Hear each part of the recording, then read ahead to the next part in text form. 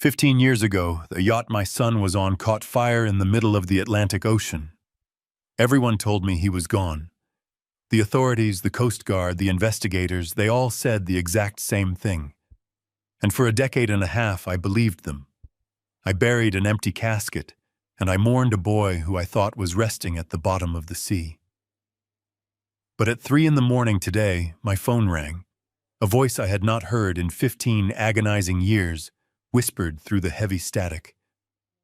"Dad, it is Tyler. I am at the harbor. Please help me."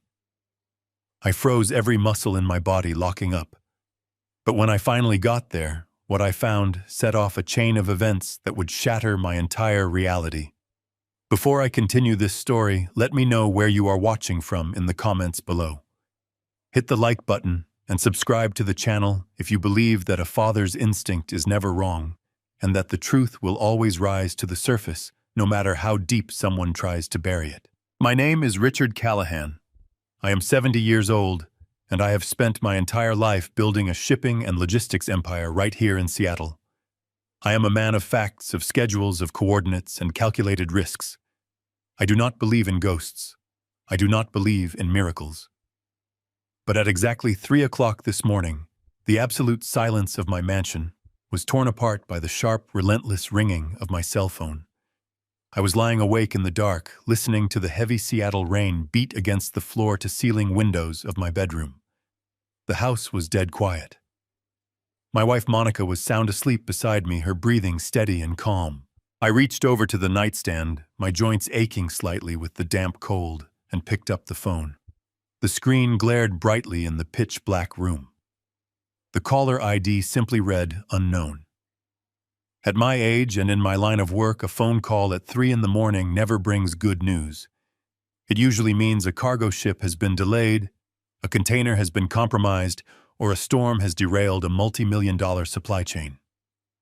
I swiped the screen and brought the phone to my ear. "Hello," I said, keeping my voice low so I would not wake Monica.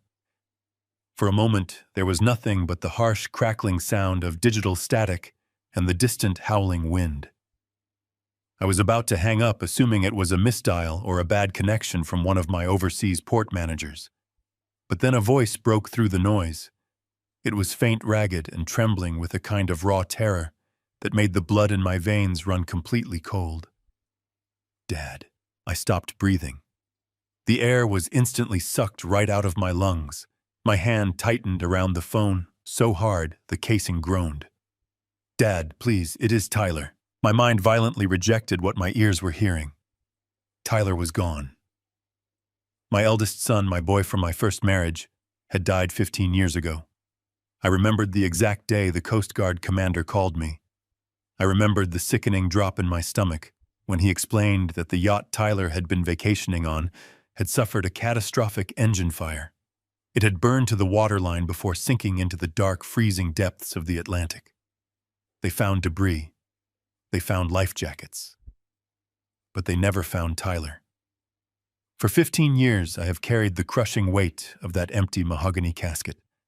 I have lived with the agonizing reality that my son was reduced to ash and ocean water. But the voice on the other end of the line was his. It was older, rougher, choked with a desperation I had never heard before, but the cadence, the slight hesitation before he said the word, "Dad." It belonged to my son. Tyler. I whispered, my voice completely abandoning me. My heart began to hammer against my ribs like a trapped animal. "Tyler, where are you?" "I am at Pier 4. The voice gasped, barely audible over the sound of heavy machinery in the background. "Please help me. They are coming back. You have to hurry." Before I could ask who was coming back, before I could demand to know how this was even possible, I heard something else through the speaker. A deep, guttural shout in a language I did not speak, something Eastern European, rough and angry. Then came the unmistakable sound of a heavy metal door slamming shut, and the line went dead. I pulled the phone away from my ear, staring at the screen as it went black. My hands were shaking uncontrollably. A logical man would have called the police. A rational 70-year-old billionaire would have assumed it was a cruel prank, an extortion scheme cooked up by someone who knew my tragic family history. But I was not a rational man in that moment. I was a father who had just heard his dead son begging for his life. I did not wake Monica. I did not wake my youngest son, Derek, who lives just across the hall. I moved with a sudden frantic energy I did not know I still possessed.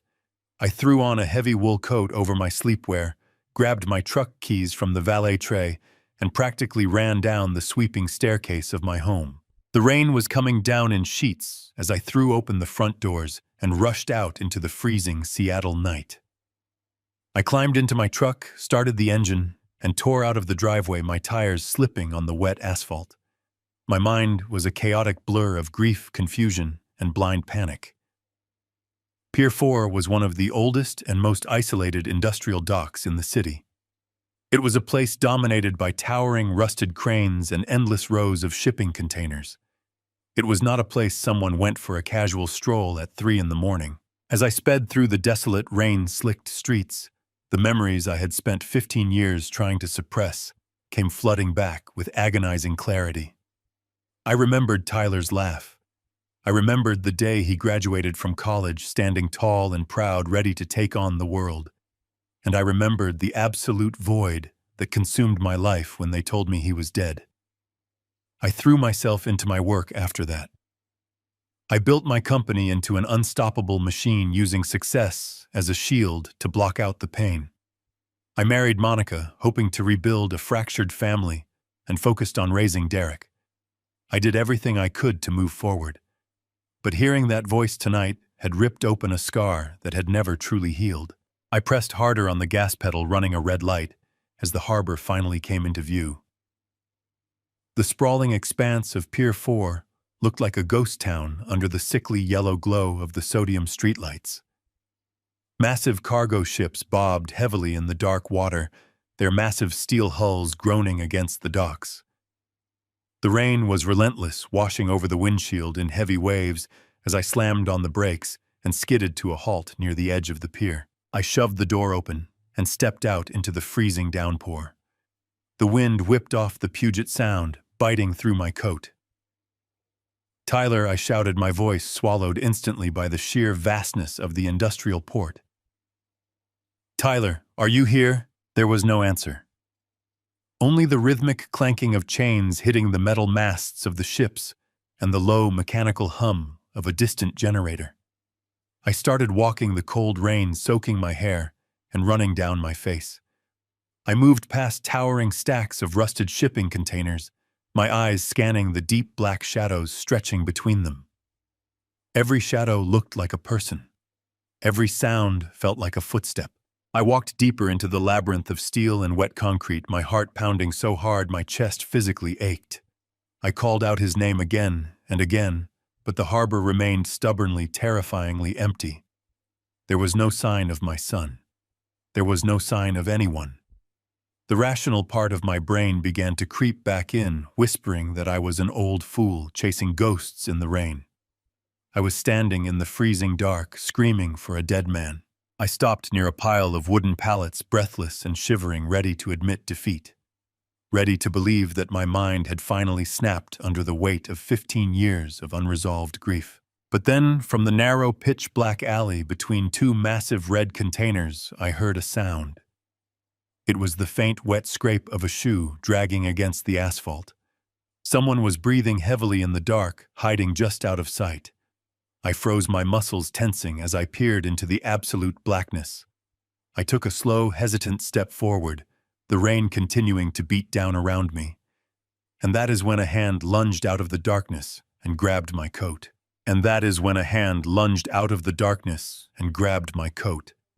I stumbled backward, my leather shoes slipping on the wet concrete. A sharp gasp tore from my throat as a heavy, desperate weight pulled me into the narrow gap between the freezing steel shipping containers. My first instinct was to fight back. I am 70 years old, but I am not a frail man. I raised my fists ready to strike, but the figure clinging to me collapsed against my chest. The smell hit me before I could see his face. It was a foul mixture of stale seawater, cheap tobacco, and fresh coppery blood. The man was practically hanging off my lapels, his breath coming in ragged, shallow wheezes. Under the faint flickering glow of a distant harbor light, I finally saw him clearly. He was young, maybe 30, with a face severely battered and bruised. Intricate dark tattoos crept up his neck, disappearing behind his soaked, filthy collar. These were not the markings of a common dock worker. They were the brutal insignia of the Eastern European smuggling rings that haunted the international waters. He was shivering violently, his eyes darting frantically toward the open pier behind me. "Are you Callahan?" He choked out, his accent thick and heavy. "Richard Callahan." My heart hammered against my ribs. "Yes," I said, my voice steady despite the adrenaline surging through my veins. "I am Richard Callahan. Where is my son? Where is Tyler?" The man coughed a wet, sickening sound, and his grip on my coat tightened. He did not answer my question directly. Instead, his trembling, blood-stained hand reached into the deep pocket of his canvas jacket. I tensed, preparing for a weapon, but he pulled out a small metallic object. With a final surge of strength, he shoved it hard into the palm of my hand and clamped my fingers tightly around it. The metal was freezing cold and slick with the rain and his blood. I pulled my hand back, stepping out just far enough into the ambient light to see what he had given me. My breath hitched. Time simply ceased to exist. The heavy downpour, the groaning ships, the shivering smuggler at my feet, it all faded into a deafening silence. Resting in my palm was a silver Zippo lighter. It was tarnished, scratched, and coated in a thin layer of grime, but the distinctive weight and shape were unmistakable. My thumb numbly brushed over the surface, wiping away a smear of blood to reveal the custom engraving on the casing. From Dad to Tyler, age 20. A physical wave of nausea washed over me. 15 years ago, on a quiet Tuesday evening, I had stood in the warmth of my private study with a glass of scotch in one hand and this exact lighter in the other. Tyler had just turned 20. He was packing his bags for a celebratory yacht trip across the Atlantic with his college friends. I had handed him this silver Zippo, a replica of the one my own father had given me as a rite of passage. Tyler had smiled, flicked the lid open with that sharp metallic click, and promised to bring it back safely. That was the very last time I ever saw my boy alive. The Coast Guard had explicitly told me that the fire on the yacht had burned at over 2,000 degrees. They said nothing survived the blaze. They said my son had perished before the vessel even sank. Yet here I was standing in the freezing rain 15 years later, holding the very item that was supposed to be resting in ashes at the bottom of the ocean. It was real. It was tangible. The silver dug into my palm, grounding me in a reality that defied all logic. "Where did you get this?" I demanded, my voice dropping into a low, dangerous command. I grabbed the smuggler by his collar and hauled him upward, pinning him against the corrugated steel wall of the shipping container. "Tell me where he is." The man grimaced in pain, his eyes wide with a terror that had nothing to do with me. He looked past my shoulder, scanning the dark harbor. "He is alive," the smuggler whispered, his voice cracking with desperation. Those 3 words hit me with the force of a freight train. He has been in the dark for a long time. They kept him. They kept all of them. Who? I shouted, shaking him. Who kept him? "The syndicate," the man choked out, blood spilling from his lips. "They found the boat. They took the boys. Sea slaves. No names. No faces. Just labor." The truth was so monstrous, so deeply horrifying, that my brain struggled to process it. My son had not died in a tragic accident. He had been stolen. While I was sitting in boardrooms expanding my wealth and securing my corporate legacy, my eldest son was chained in the belly of some illegal fishing trawler, stripped of his identity, and worked like an animal. 15 years of unimaginable suffering. 15 years of hoping his father would find him. "Where is he right now?" I asked, my voice deadly calm. The fire of grief inside me had instantly morphed into a cold, calculating rage. I was going to tear this harbor apart piece by piece if I had to.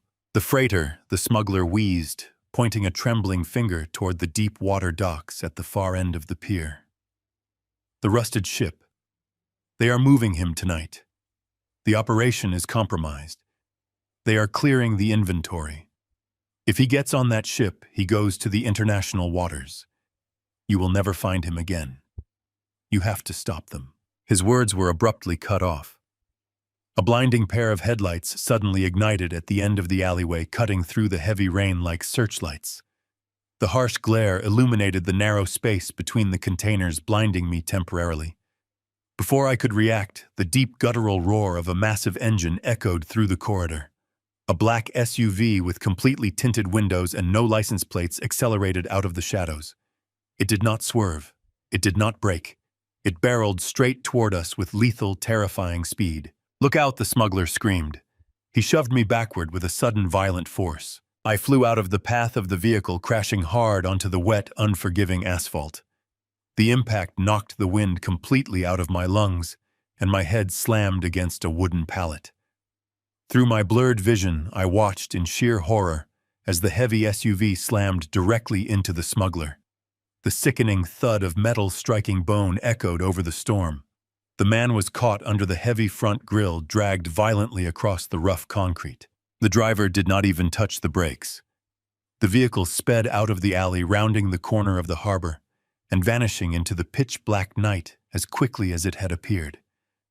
The only evidence it had ever been there was the fresh, dark streak of blood washing away in the rain. I stood frozen in the relentless downpour, the deafening roar of the black SUV fading into the distance. The alleyway was suddenly empty, save for the heavy sheet of rain and the dark spreading stain on the wet asphalt. The smuggler was gone, dragged away into the night before he could finish his sentence. My chest heaved as I struggled to pull oxygen into my lungs. My hands, trembling violently, gripped the cold, blood-stained silver lighter. I stared at the engraved words. From Dad to Tyler, age 20. It was not a ghost. It was not a hallucination brought on by a desperate, aging mind. The metallic weight in my palm was absolute proof. I stumbled out of the dark alley, my expensive wool coat clinging heavily to my soaked shoulders. I climbed back into the driver's seat of my truck, locked the doors, and sat in the dark for a long time. My mind raced through the smuggler's final, gasping words. Sea slaves. International waters. They are moving him tonight. The operation is compromised. I gripped the steering wheel until my knuckles turned white. My son, my flesh and blood, had been trapped in a floating hell for 15 years, and tonight he had tried to reach out to me. And whoever held him captive had just murdered a man right in front of my eyes to keep that secret buried. I shoved the key into the ignition and sped away from the harbor, leaving the nightmare behind, but bringing the evidence with me. The drive back to the estate was a blur of flashing traffic lights and rain-streaked windows. I needed help. I needed my family. We needed to contact the authorities, hire private security, do whatever it took to tear the ocean apart and find that ship. I pulled through the wrought iron gates of my home and slammed the brakes in the circular driveway. I did not bother with the umbrella. I bolted through the front doors, the heavy oak slamming shut behind me, echoing loudly through the grand, silent foyer. I took the sweeping marble staircase 2 steps at a time, my wet shoes leaving a trail of water and faint traces of blood on the pristine carpet. I pushed open the double doors to the master bedroom.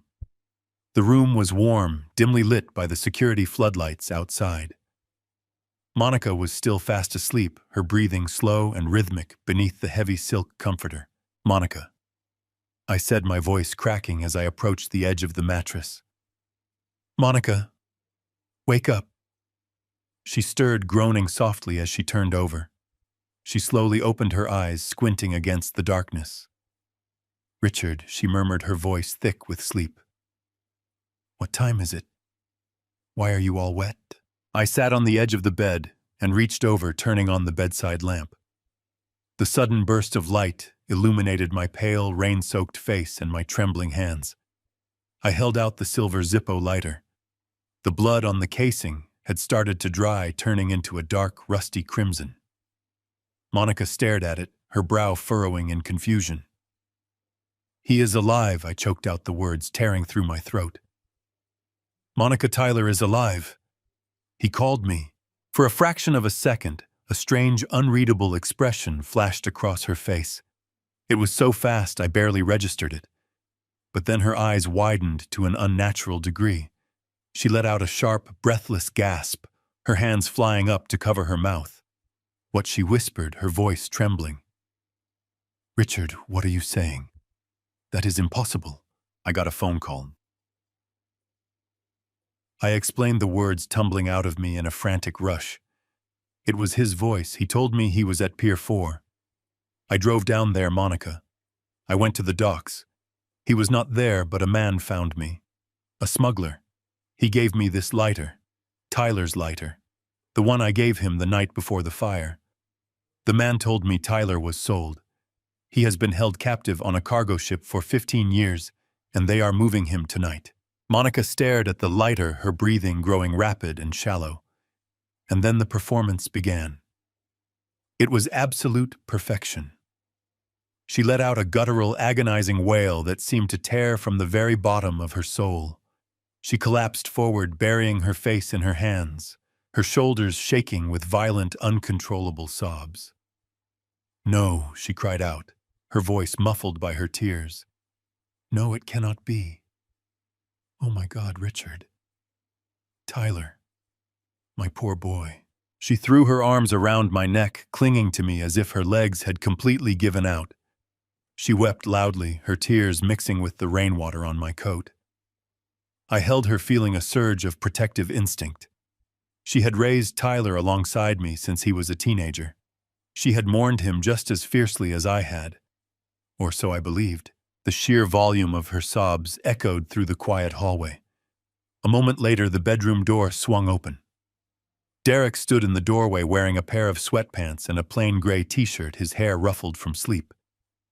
"Dad, what is going on?" Derek asked, stepping quickly into the room. "Is Mom okay?" I heard screaming. I pulled back from Monica, wiping the rain from my face. I stood up and walked over to my youngest son. Derek had always been the logical one, the calm and collected operational mind of my company. I held out the bloody silver lighter to him. His eyes locked onto it, and his jaw tightened imperceptibly. "Your brother is alive," I said, my voice trembling with a mixture of hope and terror. "I got a call tonight. I went to the harbor. A man gave me this and told me Tyler has been held captive by a smuggling ring for 15 years. They killed the man right in front of me, Derek. A black SUV ran him down in the alley. They are moving Tyler tonight. We have to call the federal authorities. We have to stop that ship." Derek did not react with shock. He did not gasp or stumble backward. Instead, he stepped fully into the room, exuding an aura of calm, rational authority. He gently took the silver lighter from my shaking hand. He turned it over under the lamplight, examining the engraved letters and the dried blood. He let out a long, heavy sigh and looked up at me. His eyes were completely steady, filled with a deep, sorrowful pity. "Dad, please sit down," Derek said, his voice smooth and remarkably steady. "I do not want to sit down." I fired back, my frustration rising. "We are losing time. Every second we stand here, that ship gets further away from the coastline. We have to act now." Derek reached out and placed a firm, grounding hand on my shoulder. He squeezed gently, forcing me to look him squarely in the eye. "Dad, listen to me. Tyler is not alive. You need to breathe and listen to what I am telling you. This is a scam." I stared at him, bewildered. "A scam?" I heard his voice, Derek. I know my own son's voice. "You heard a digital fabrication," Derek replied, his tone patient, like a teacher explaining a simple concept to a confused child. "Dad, you are a billionaire. You own one of the largest shipping and logistics firms on the West Coast. Do you have any idea how much of a target you are? Russian crime syndicates are using incredibly advanced artificial intelligence right now. They scrape audio from old home videos, voicemails, anything they can find, and they clone the voice perfectly. They target grieving families with deep pockets. It is a known extortion tactic. I shook my head violently, pointing at the object in his hand. What about the lighter? Explain the lighter. How could they possibly have that if he died in the fire? Derek looked at the lighter, his expression hardening into grim certainty. The yacht burned, Dad, but it did not vaporize into thin air. Wreckage washed up on the shores. Scavengers and criminal divers search those wreck sites all the time looking for valuables. Someone found this lighter years ago and kept it. They waited for the right moment. They knew you never found a body. They knew you would be desperate enough to believe anything. They lured you to a dark harbor at 3 a.m. to terrify you. The man getting run over. It was probably a staged hit or just violent gang retaliation that you walked into. They want you panicked. They want you willing to pay any ransom they demand tomorrow morning. I stood there in the center of the bedroom, my chest heaving. The sheer logic of his words hit me like a physical blow. It was completely plausible. I was a wealthy man. The technology he described existed. The extortion plot made terrifying sense. Monica continued to weep softly on the bed, her face buried in the pillows. Derek kept his firm grip on my shoulder, playing the role of the protective, rational son flawlessly. He looked at me with such genuine concern that I almost believed him. But as I stared into his eyes, a tiny freezing seed of doubt planted itself deep in my stomach. Before I could challenge my son, soft padded footsteps echoed from the wide hallway. The heavy door to the master suite was pushed open a little wider. Samantha, Derek's second wife, stood in the threshold. Wrapped in an emerald silk robe, her arms were crossed over her chest. Her dark hair was perfectly arranged, undisturbed by sleep. She did not look like a woman who had just been violently jolted awake by an unexpected emergency. She looked profoundly annoyed, her sharp, angular features permanently set in a deep scowl. "What is going on in here?" Samantha demanded, her voice cutting through the heavy atmosphere like a blade. I could hear the screaming down the hall. "We have an early morning tomorrow, Derek." Derek kept his grip planted on my shoulder. "Dad had a bad scare tonight, Samantha. He got a prank call, someone claiming to be Tyler. They lured him to the shipping yards and tried to shake him down. He is shaken up, but it is over. We are handling it." Samantha did not gasp. She did not rush over to comfort Monica. Instead, her sharp eyes darted down to the blood-stained silver lighter, resting heavily on the nightstand. She stared at it for a long second, and I watched her jaw clench. It was a minuscule physical reaction, a fleeting shadow of raw tension that vanished quickly. But I spent my entire professional life reading dangerous people in boardrooms. I knew exactly what a calculated emotional recovery looked like. "A prank call," Samantha repeated. She walked slowly over to the edge of the bed and looked down at me. Her expression was devoid of sympathy, entirely focused on a different problem. "Richard, do you realize what week this is?" I looked up, feeling a strange disconnect from reality. "Samantha," I whispered, my voice hoarse. I heard him. It was Tyler. He was begging for my help. They have him on a ship. Samantha let out an exasperated, exhausted sigh, tightly pinching the bridge of her nose. "Richard, stop this madness right now. You did not hear Tyler. Tyler has been definitively dead for 15 long years. We all know this. What you heard was a cheap digital scam. And what you are doing right now is extremely, undeniably dangerous." "Dangerous," I echoed, my heavy brow furrowing in confusion. "My son is out there. How is wanting to find him considered dangerous?" "Because you are completely spiraling." "Richard," she snapped loudly. "You are 70 years old. You have been working 80-hour weeks, constantly preparing for the biggest corporate expansion in our history. The initial public offering is only 6 days away. Billions of our dollars are on the line. The entire global industry is watching. The immense stress is making you hallucinate." I blinked, stunned by her callousness. "Hallucinate? I am not hallucinating, Samantha." I held a dying man in my arms. He bled on my coat. "Look at it." I pointed at the dark stains. He gave me the lighter.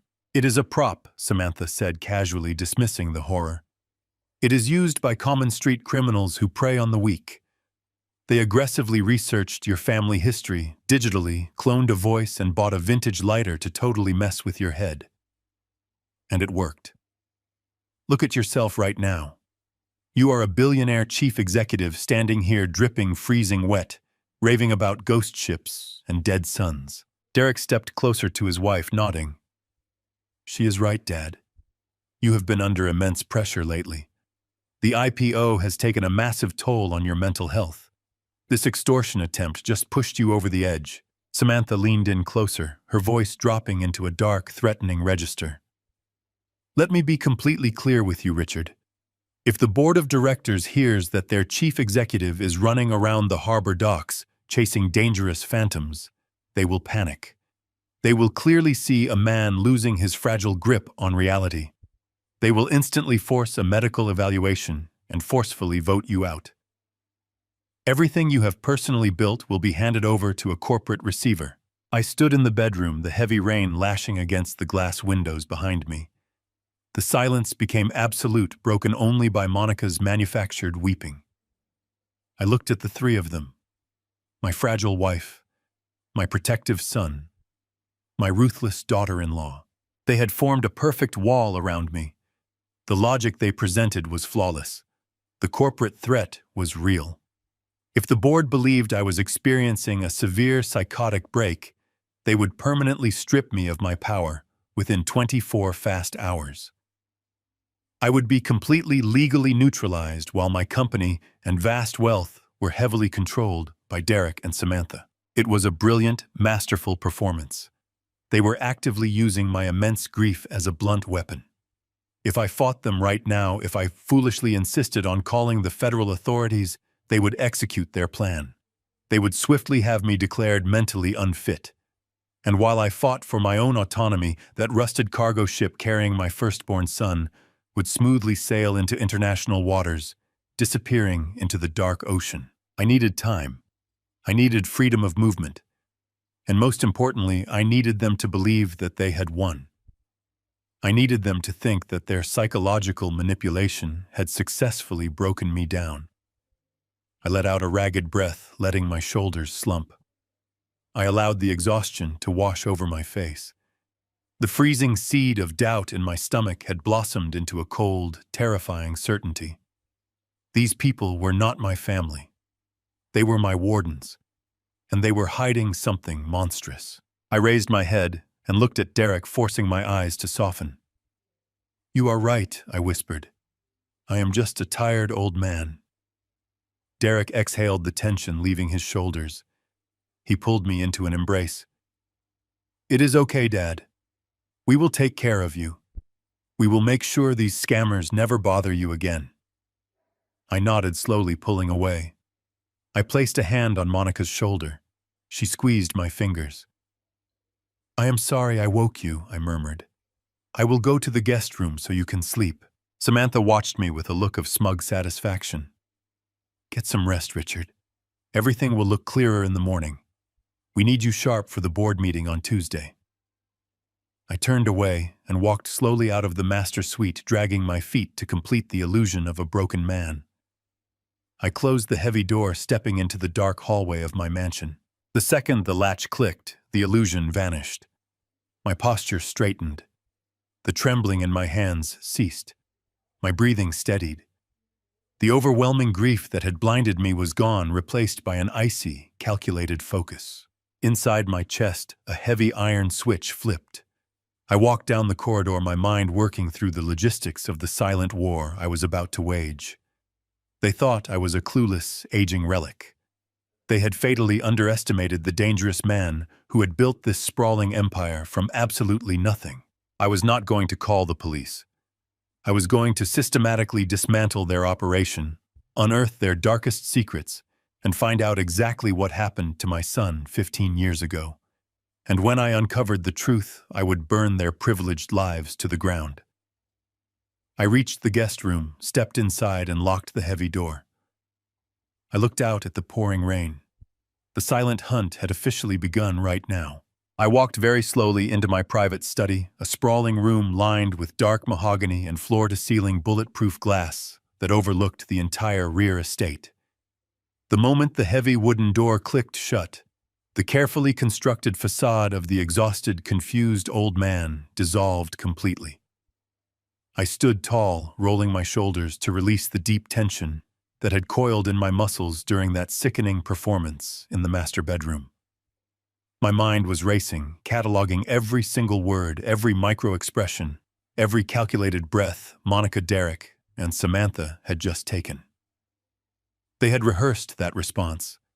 They had anticipated this exact scenario, and that realization alone was enough to turn the blood in my veins to ice. I did not turn on the lights. I preferred the darkness. It had always been my sanctuary, a place where I could think without the intrusive glare of the world demanding my attention. I walked over to the massive window that offered a panoramic view of the sprawling gardens, the infinity pool, and the vast, churning waters of the Puget Sound beyond. The storm was still raging outside, the wind battering the glass with a relentless, rhythmic force. I stood there, a silent shadow in my own home, watching the rain wash over the stone patios. My study was strategically positioned. It shared an architectural angle with the east wing of the mansion, giving me an unobstructed, voyeuristic view of the wraparound balcony connected to Derek and Samantha's private suite. They did not know I often stood here when I could not sleep, watching the distant city lights. They assumed I was just a naive, frail, rich old man safely tucked away in my bed, dreaming of a peaceful retirement. As I stared out into the bleak night, a sudden sliver of warm yellow light sliced across the wet stone of the east wing balcony. The heavy glass door slid open, and a figure stepped out into the freezing downpour. It was Derek. He was no longer wearing the calm, collected mask he had worn in my bedroom just 10 minutes prior. The rational, protective son who had so smoothly explained away the bloody lighter and the desperate phone call was completely gone. In his place was a man on the very precipice of a total psychological collapse. I stepped closer to the glass, the cold surface radiating against my face. The heavy soundproof panels blocked out all ambient noise, leaving me to watch this silent, frantic pantomime unfold. Derek paced back and forth across the slick balcony, completely ignoring the freezing rain that was rapidly soaking his expensive sleepwear. He raised his left hand to his mouth, gnawing nervously on his thumbnail, a childhood habit he only displayed when he was cornered and knew he had no way out. With his right hand, he reached into the deep pocket of his sweatpants and pulled out a small, blocky object. It was not his sleek, modern smartphone. It was thick, outdated, and entirely utilitarian. A burner phone. My billionaire son, the chief operating officer of a global logistics empire, was standing in the freezing rain at 4 a.m, using an untraceable prepaid cell phone. He hastily dialed a number, his fingers stabbing at the keypad with a chaotic, uncoordinated energy. He pressed the phone to his ear, his shoulders hunched upward, as if trying to physically shield himself from an invisible blow. I watched his face illuminated by the harsh ambient light spilling from the open balcony door. The person on the other end answered. Derek began to speak, his mouth moving in rapid, frantic bursts. I could not hear a single syllable, but his body language screamed volumes. He was not giving orders. He was not demanding answers. He was begging. He was pleading with someone, his free hand chopping through the air in desperate, erratic motions. He pulled a polished silver cigar tube from his pocket, likely a nervous reflex, an attempt to anchor himself to a familiar calming habit. He extracted a thick, imported cigar, but his hands were shaking so violently that he could not even secure it between his lips. The tremors racked his entire frame, starting from his shoulders and vibrating all the way down to his fingertips. He fumbled with a gold lighter, trying to ignite the flame, but his thumb kept slipping off the striker wheel.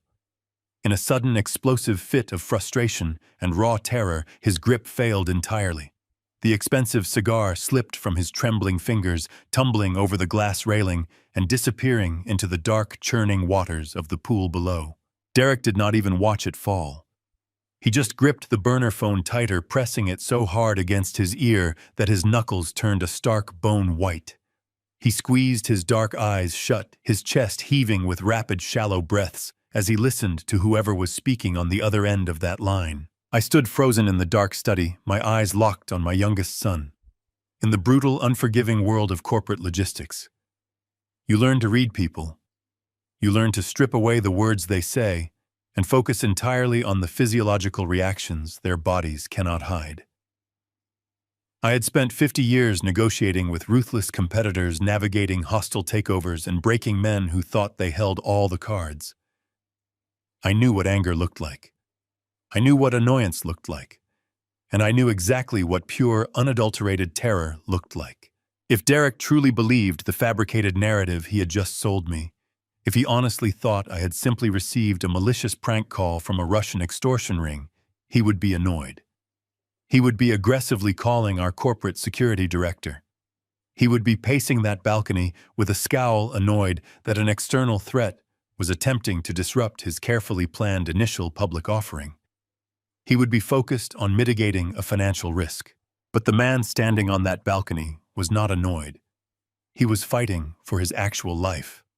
His eyes were wide and hollow. His body was folded inward, completely consumed by the kind of primal fear that only strikes a man when he realizes a terrible, unforgiving trap has finally snapped shut around his throat. The call ended abruptly. Derek lowered the burner phone, staring down at it as if it were a venomous snake. He leaned heavily against the wet glass railing, burying his face in his hands, his entire body convulsing with what looked like silent, agonizing sobs. I stepped back from the window, retreating into the comforting shadows of my study. My mind was a cold, calculating machine, sorting through the data, aligning the facts, and drawing the only logical, terrifying conclusion. Derek was terrified because the call I received was real. He was terrified because the bloody silver lighter sitting on the nightstand across the hall was real. And most importantly, my youngest son was displaying the sheer raw panic of a cornered rat who realizes his ultimate deception is about to unravel entirely. But what exactly was he hiding now, and how deep did this unimaginable, horrific betrayal truly go?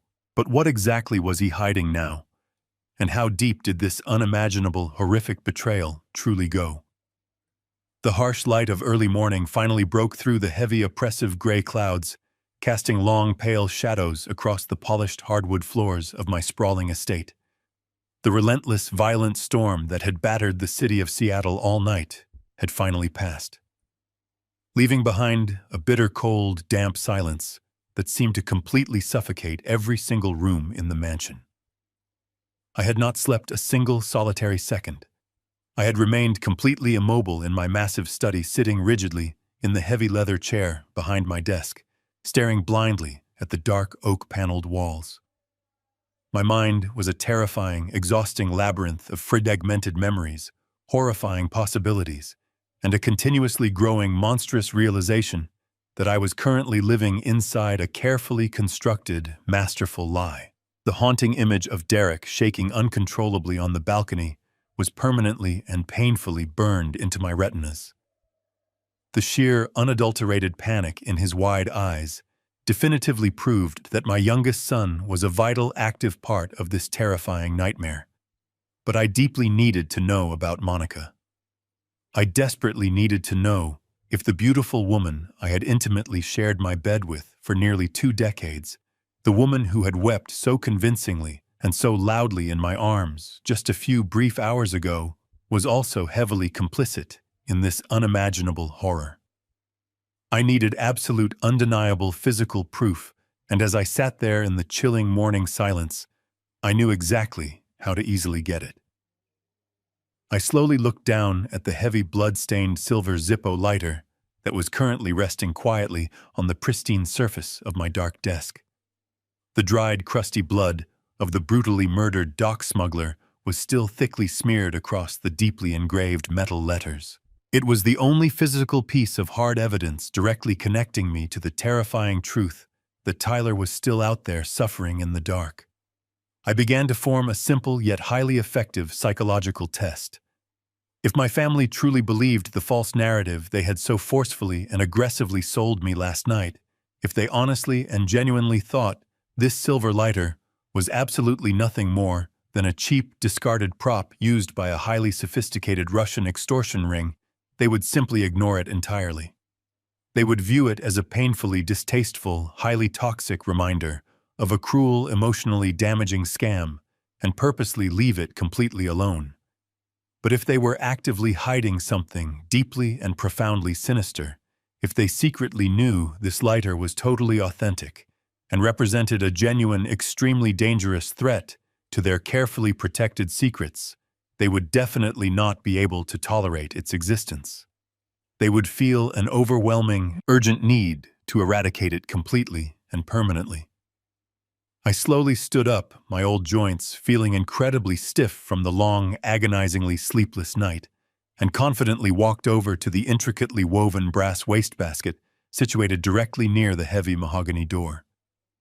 I deliberately and very slowly dropped the silver lighter inside. It landed with a dull, hollow metallic thud, sitting clearly and obviously visible right against the dark metal grating at the very bottom. I quietly left the study, pulling the heavy door almost completely shut, intentionally leaving only a very narrow, vertical crack of empty space, just wide enough for me to securely observe the entire room from the outside hallway.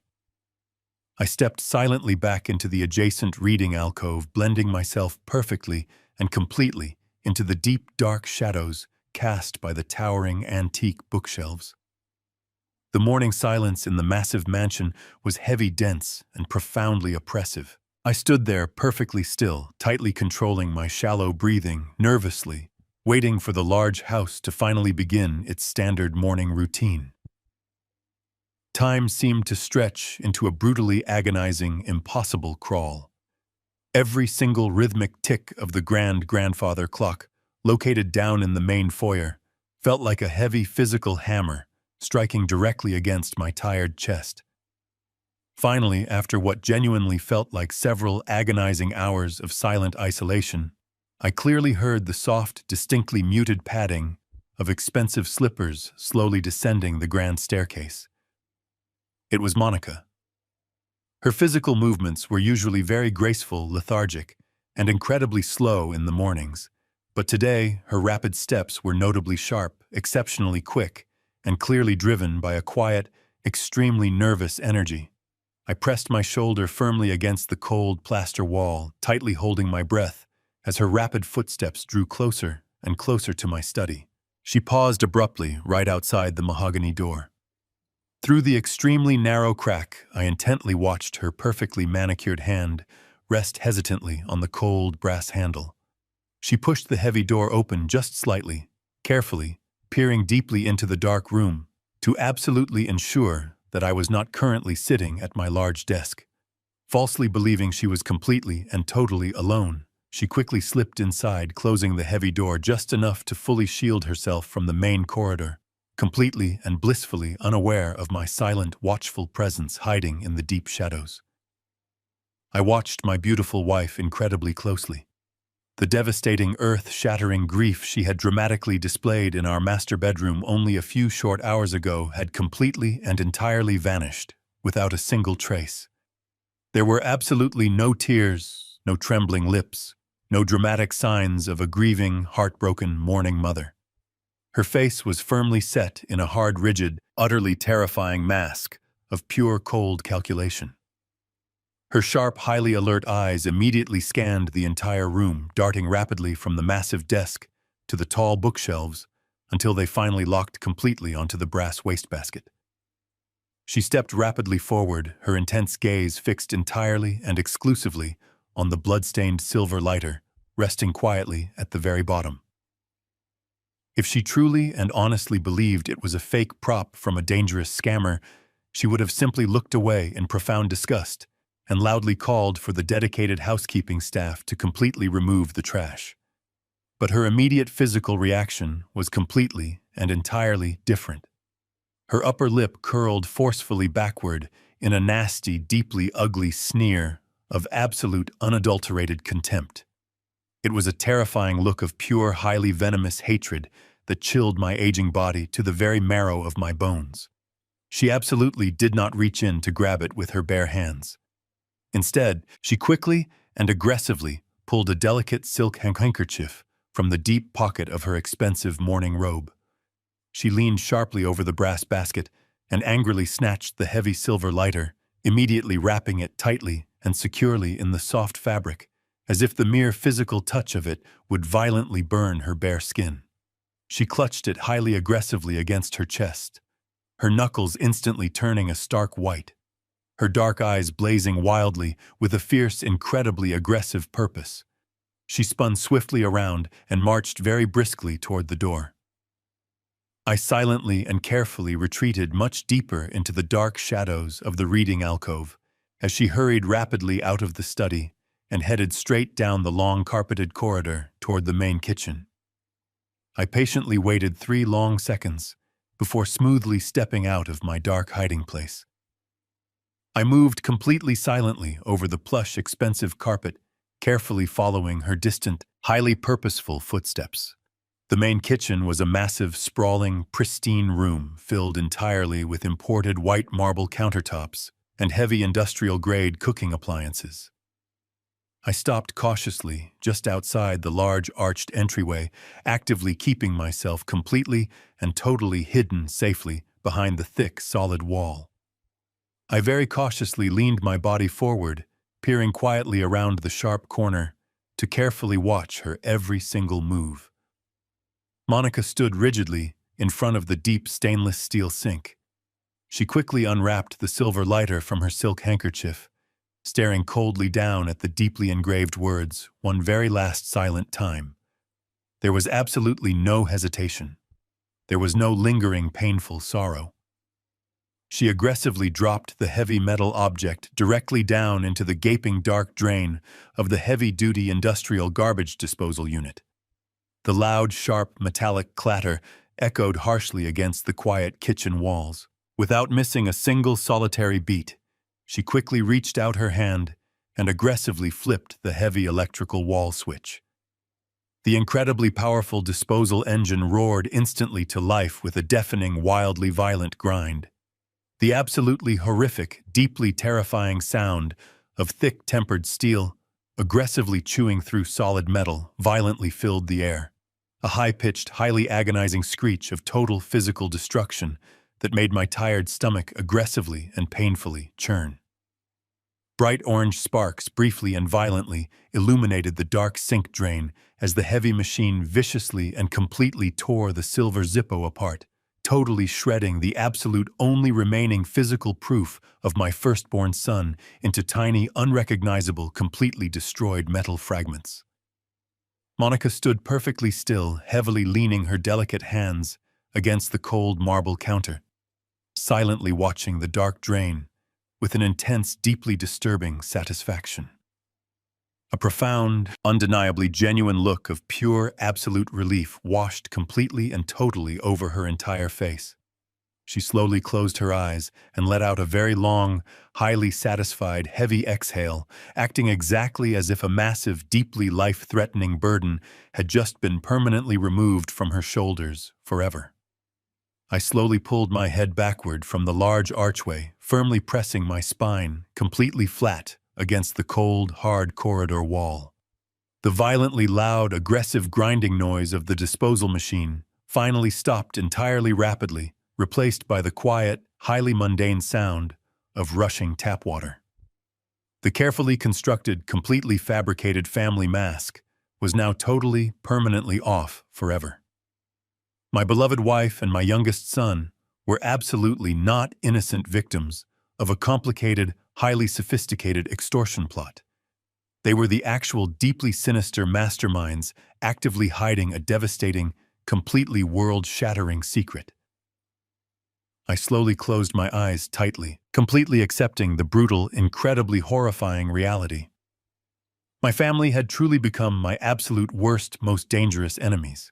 I remained pressed against the cold corridor wall for several long minutes, allowing the bitter truth to fully settle into my bones. The mansion around me was no longer a home. It was a beautifully decorated prison housing the architects of my profound suffering. I needed absolute concrete data, something more substantial than a destroyed silver lighter. I retreated silently to the guest bedroom, stripped off my damp clothes, and changed into a sharp-tailored business suit. I tied my silk tie with hands that no longer trembled with grief, but moved with a cold, mechanical precision. I had built a global empire by ruthlessly analyzing data and executing strategic strikes. I was about to apply those exact same skills to my own flesh and blood. I walked out of the mansion and stepped into the dimly lit garage. I bypassed my usual daily driver and took the keys to a discreet, dark gray sedan. The heavy rain had slowed to a persistent drizzle as I navigated the winding roads of my exclusive neighborhood. The drive toward downtown Seattle was a blur of slick asphalt and gray morning light. My destination was Callahan Logistics, the towering glass and steel monolith that served as the beating heart of my international shipping empire. I arrived at the underground executive parking structure just before 6 in the morning, long before the regular corporate staff would begin their daily routines. The vast garage was completely empty. I parked the car in a dark corner, ensuring my arrival would remain completely unnoticed. I rode the private executive elevator directly to the top floor. The polished chrome doors slid open, revealing a silent, immaculate reception area bathed in soft, artificial light. I walked purposefully down the long, carpeted corridor. I stopped in front of the heavy glass doors that led into the Chief Operating Officer suite. Derek's name was proudly displayed on the frosted glass in elegant, bold silver lettering. I stood there staring at his name, allowing a wave of profound, burning anger to wash over me. Exactly 5 years ago, I had proudly promoted him to this prestigious position. I had explicitly trusted him to manage the highly complex, incredibly lucrative global shipping routes. I had foolishly believed my legacy was safe in his young, capable hands. I bypassed his office and walked directly into the secured server room located at the far end of the executive floor. As the founder and chief executive, my biometric credentials granted me absolute, unrestricted access to every single byte of data flowing through the company mainframe. I pressed my thumb against the glowing green scanner. The heavy security door clicked open, admitting me into the freezing room, filled with towering rows of blinking server racks. I sat down at the master terminal, a sleek console that controlled the entire global network. I took a deep breath and began to type. I bypassed the standard operational dashboards and dug deeply into the heavily encrypted long-term archived shipping logs. I was searching for any subtle logistical anomaly that Derek might have buried within millions of lines of routine maritime code. I started pulling this detailed tracking data for our older, less prominent cargo freighters, the massive aging vessels that handled bulk transport across the most desolate stretches of the open ocean. For the first hour, everything appeared completely normal. The ships moved from port to port, registering routine fuel consumption, standard cargo weights, and predictable maritime weather delays. Derek was a meticulous, highly intelligent operator. He would have covered his tracks with layers of boring, mundane corporate bureaucracy. I narrowed my search parameters, specifically filtering the data to highlight any unexpected deviations in speed, unscheduled maintenance stops, or sudden drops in satellite communication. I meticulously cross-referenced thousands of individual travel manifests, searching for a tiny flaw in his otherwise flawless digital armor. The silence of the server room was broken only by the rapid clicking of my keyboard. Right around 7 in the morning, a glaring, highly irregular pattern finally emerged on the screen. It started as a minor discrepancy in fuel consumption reports for a rusty, aging freighter named the Iron Vanguard. According to the official corporate manifest, the ship was traveling a direct, uninterrupted route from Rotterdam to a minor industrial port in South America. But the raw telemetry data told a completely different, deeply troubling story. I leaned closer to the glowing monitor, my eyes narrowing as I cross-referenced the digital coordinates. The Iron Vanguard was not traveling in a straight line. Every 3 months, the massive ship would abruptly deviate from its official shipping lane. It would venture hundreds of miles off course, moving deep into unregulated international waters. Once it reached a specific highly remote location, the ship would kill its engines and float silently for exactly 4 hours. There was no documented reason for these stops. No weather events, no mechanical failures, no cargo transfers. They were ghost stops hidden from official records, but burned into the satellite telemetry. My heart began to pound against my ribs as I pulled up the data for other aging vessels in our vast fleet. The pattern repeated itself with terrifying consistency. The Ocean Drifter, the Seattle Star, the Atlantic King. Every single one of these ships was making the exact same undocumented stop in the exact same desolate sector of the ocean. Derek had been orchestrating this silent deviation for the entire 5 years he had been in charge of the global shipping routes. I needed to know where they were going. I needed to see what location was so important. My son was risking everything to visit it in secrecy. I highlighted the recurring coordinates on the master terminal and commanded the system to plot them onto a high-resolution maritime map. The screen flickered for a brief second before displaying a vast expanse of the open ocean. A bright red, blinking cursor slowly materialized on the map, pinpointing the exact location of the undocumented stops. I stared at that blinking red dot, and the air was instantly sucked right out of my lungs. The temperature in the server room seemed to plummet to absolute zero. A cold dread wrapped its icy fingers tightly around my throat, making it completely impossible to draw a breath. I knew those coordinates. I had stared at them on nautical maps for months after the tragic accident, desperately praying for a miracle that never came. The bright red cursor was hovering over a desolate sector of the mid-Atlantic. It was the exact location where Tyler's luxury vacation yacht had supposedly suffered a catastrophic engine fire 15 years ago. It was the maritime graveyard where I had been told my firstborn son had burned to death. My hands began to shake violently over the sleek keyboard. The horrifying truth was staring me right in the face. Tyler did not die in that fire. He was taken from that exact spot, and my own shipping company, operated by my youngest son, was routinely navigating back to that very same maritime sector. The implications were too sickening to fully process. The trap had been set, and I was going to tear the entire ocean apart to destroy it right now. I pulled an encrypted hard drive from the emergency kit secured in the bottom drawer of the master console. My hands moved with mechanical precision as I initiated a full mirror clone of the server database. Every shipping log, encrypted communication, and hidden financial transaction Derek had authorized over the past 5 years transferred onto the drive. I watched the green progress bar slowly inch forward, my mind completely consumed by a dark, suffocating rage. Once the transfer hit 100%, I pulled the drive free, slipped it into my suit, and walked out without looking back. I drove out of the corporate parking garage and headed toward the industrial outskirts of Seattle. The relentless storm had broken, leaving a thick fog settling heavily over the damp streets. My destination was an abandoned shipyard on the forgotten edge of the Duwamish waterway. It was a rotting monument to a bygone era, an expanse of cracked concrete and rusting cranes the city had long abandoned. I navigated my sedan through the rusted gates, parking deep inside the cavernous hull of an old assembly warehouse. The freezing air was incredibly thick, with the strong smell of stale engine oil and rusted wet iron. I killed the engine and stepped out into the echoing silence. A sleek black vehicle rolled silently into the warehouse, parking a few dozen yards away. The heavy door opened, and Bradley Hughes stepped out into the dim light.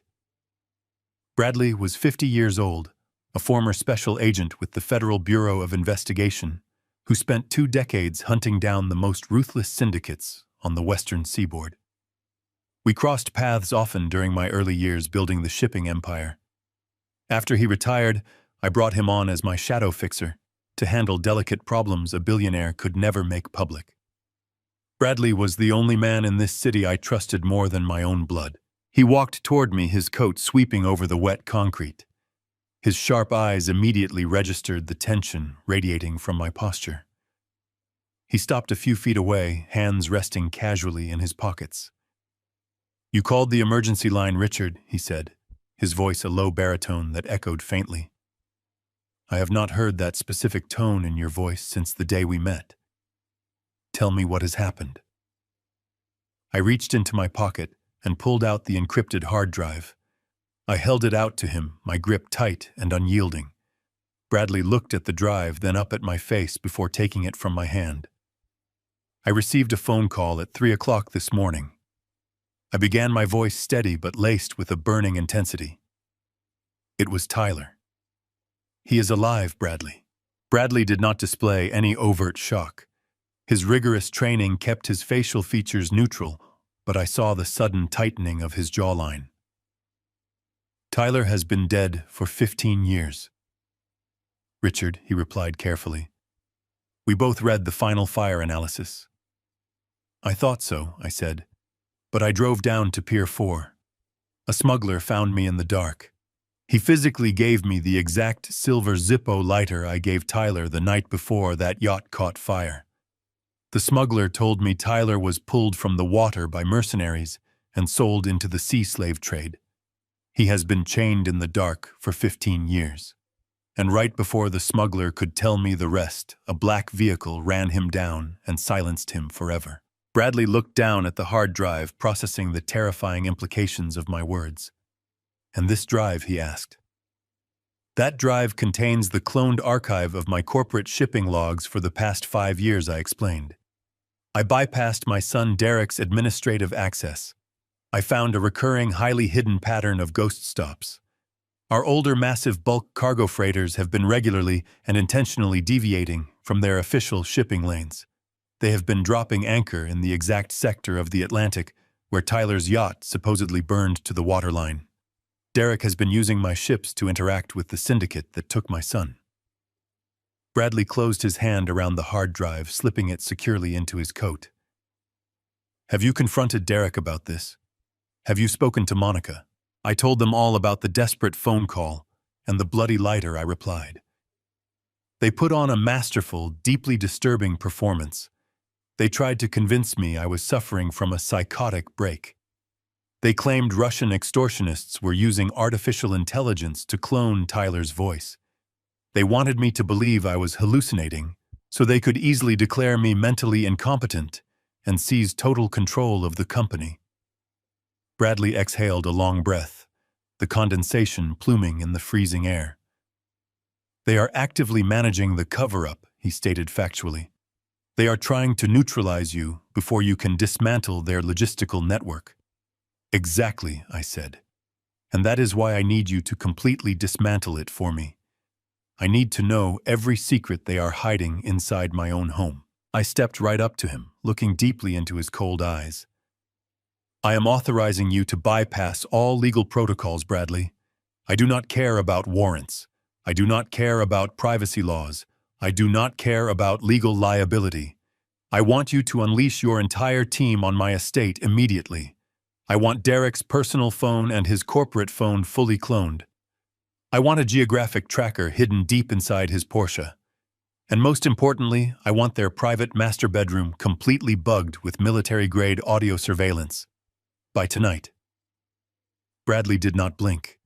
He simply stared at me, evaluating the weight of what I was commanding him to do. He knew exactly what this meant. We were crossing a dangerous, completely irreversible line. We were treating my wife and my youngest son like targets in a federal racketeering investigation. Richard, he said, his voice dropping into a solemn warning.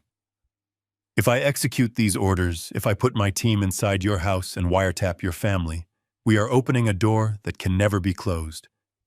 Whatever we find on those audio feeds, whatever monstrous truth is hiding in those digital logs, you will have to look at it directly. You will have to live with the devastating reality of what your own blood has done. If we dig into this terrifying darkness, there is absolutely no turning back. Are you truly prepared for that? I looked around the decaying shipyard, listening to the water dripping from the massive steel beams above our heads.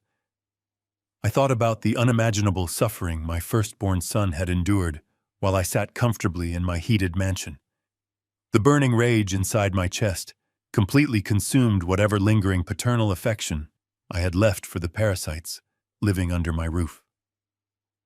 I looked back at Bradley, my expression hardening into an unbreakable, freezing mask of absolute resolve. I lost my son 15 agonizing years ago to a lie they orchestrated, I replied, my voice echoing coldly through the dark, abandoned warehouse. I have absolutely nothing left to lose in this world anymore. The next 48 hours were an agonizing exercise in psychological endurance. I had to sit at the head of my polished dining table, break bread with my beautiful wife, and listen to my son casually discuss our upcoming initial public offering, all while knowing they were the architects of my living nightmare. Every bright smile Monica offered me across the silver serving platters felt like a jagged razor blade sliding slowly across my skin. Every confident, boastful remark Derek made about the highly lucrative future of our global logistics empire made my aging stomach violently churn. But I played my part completely flawlessly. I wore the pathetic mask of the tired, slightly confused, grieving patriarch, perfectly allowing them to firmly believe their emotional manipulation had completely succeeded. Meanwhile, Bradley Hughes and his elite team of former federal operatives were moving completely silently through the hidden shadows of my life. They had successfully infiltrated the heavily guarded mansion during the day while Monica was at her private country club. They had compromised the luxury vehicles, the encrypted smartphones, and the private master suites.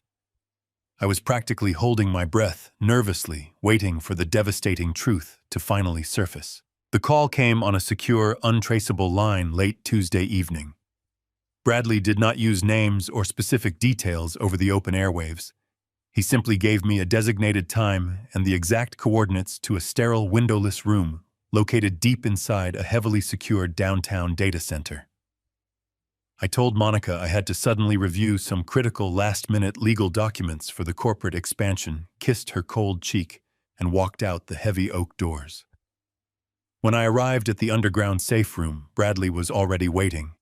The sterile mechanical hum of the massive server cooling units filled the frigid air. A massive high-definition monitor completely dominated the back wall, displaying complex, incredibly dense financial flowcharts and overlapping maritime tracking routes. Bradley looked completely exhausted, his dark tie loosened and heavy dark circles framing his sharp eyes. He had been digging relentlessly, meticulously ripping apart the cloned hard drive I had given him at the shipyard. He quietly pointed a red laser remote at the large screen, instantly illuminating a complex, terrifying web of offshore banking transactions. "You were absolutely right to trust your terrible gut feeling," Richard Bradley said, his low voice deadly serious. "Your son is not just hiding an extortion plot. He is actively running a massive, highly sophisticated criminal syndicate right underneath your nose." I stared blindly at the rapidly flashing numbers on the screen. "Explain it to me," I demanded, my voice cold and entirely hollow. Bradley tapped a button, quickly bringing up the archived shipping logs of the older bulk cargo freighters I had investigated. The Iron Vanguard, the Ocean Drifter, the Seattle Star. "Derek did not just take over the route management 5 years ago," Bradley explained, pacing the small room.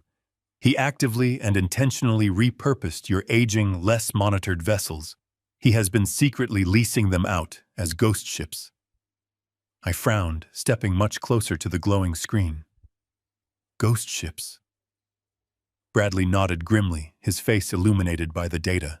"He takes these specific ships completely off the official corporate registry during their long transatlantic voyages. He systematically cuts the primary satellite transponders and expertly fakes the detailed maintenance logs. During those undocumented stops in international waters, the exact ones perfectly matching the coordinates of the tragic maritime accident, these ships are transferring highly illicit, untraceable cargo to unknown mercenary vessels. But it gets infinitely worse," Bradley continued, heavily pulling up a series of highly redacted, heavily encrypted banking documents. "Derek is not just moving dangerous, illicit cargo across the ocean. He is washing the money." Bradley slowly traced a bright red digital line explicitly connecting the ghost ship transfers to a massive, heavily fortified shell company securely based in Eastern Europe. "Millions of dollars are flowing completely off the radar, Richard. Derek is systematically filtering massive sums of dark money from this incredibly dangerous Eastern European syndicate directly into the clean, legitimate revenue streams of Callahan Logistics. He is using your pristine, globally respected corporate infrastructure as a massive, invisible washing machine for an international criminal organization. The money enters through fake consulting fees and inflated maritime fuel surcharges, completely blending into your massive daily operating capital. I felt the sterile room begin to spin slightly as the sheer unimaginable scale of the betrayal violently crashed down upon me. My own flesh and blood was a high-level money launderer. He was deeply and willingly embedded with the exact same ruthless mercenaries who had likely taken his own older brother into the dark sea slave trade. But the final absolute most devastating blow had not yet been delivered. Bradley stopped pacing and looked directly at me with a profound, terrifying pity deeply rooted in his tired eyes. He clicked one final decisive button on his remote. A high-resolution digital copy of the master leasing agreements for the illegal ghost ships appeared brightly on the screen directly alongside the authorized signature cards for the secret offshore bank accounts receiving the illicit funds. "I want you to look very closely at the executive authorization signatures," Richard Bradley whispered softly. I stepped right up to the glowing monitor, my vision narrowing. My old heart stopped entirely. The blood in my veins ran completely cold. The signatures explicitly approving the illegal ship leases, the authorizations opening, the Eastern European shell accounts, the executive orders bypassing the maritime transponders. Every single one of them bore my exact perfectly forged signature. "Everything is completely in your name," Richard Bradley stated, his heavy voice dripping with grim, terrifying certainty.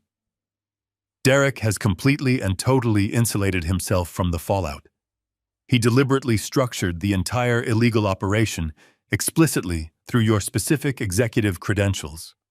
He has spent 5 incredibly long years painstakingly building a massive, highly detailed paper trail that points entirely directly and undeniably straight at you. The brilliant, profoundly evil genius of their horrific plan finally locked into place with a deeply sickening clarity. This was exactly why they wanted me quickly declared mentally incompetent. This was exactly why they were pushing so aggressively and frantically for the initial public offering. If the federal authorities or the International Maritime Police ever discovered the hidden ghost ships and the massive Eastern European money laundering operation, Derek and Monica would effortlessly play the roles of the shocked, deeply innocent family members.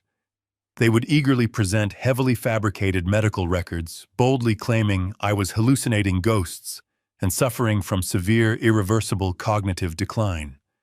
I would be successfully painted as the deranged, corrupt billionaire who secretly built an illegal, highly dangerous empire in his twilight years. "If the federal agents ever find out about this massive conspiracy," Bradley warned quietly, "you will go straight to a maximum security federal prison for international money laundering. You will certainly die completely alone behind freezing cold iron bars. And while you are locked away, Derek will seamlessly step in as the innocent corporate savior. He will legally inherit the entirely clean empire, and he will happily walk away with absolutely everything you built." The heavy steel door of the underground safe room closed behind me with a resonating thud. Bradley Hughes had laid out the horrifying truth, and I had accepted it with cold clarity. I drove back to my estate, the fog mirroring the darkness inside my chest. Tonight, Monica and Derek were hosting a lavish dinner party. It was a carefully orchestrated event, designed to parade me in front of our corporate investors. They needed to publicly establish the narrative that I was a rapidly declining old man.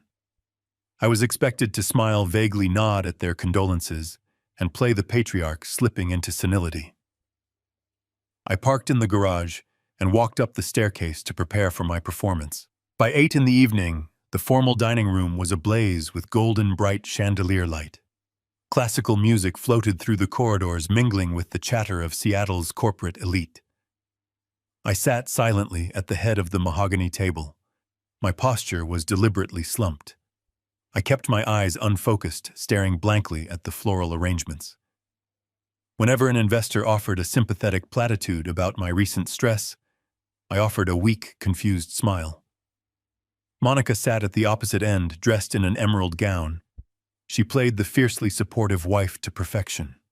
She would occasionally look down the table at me, her eyes filled with a manufactured sorrow that captivated our wealthy guests. Meanwhile, Derek stood near the center of the room holding court with prominent board members.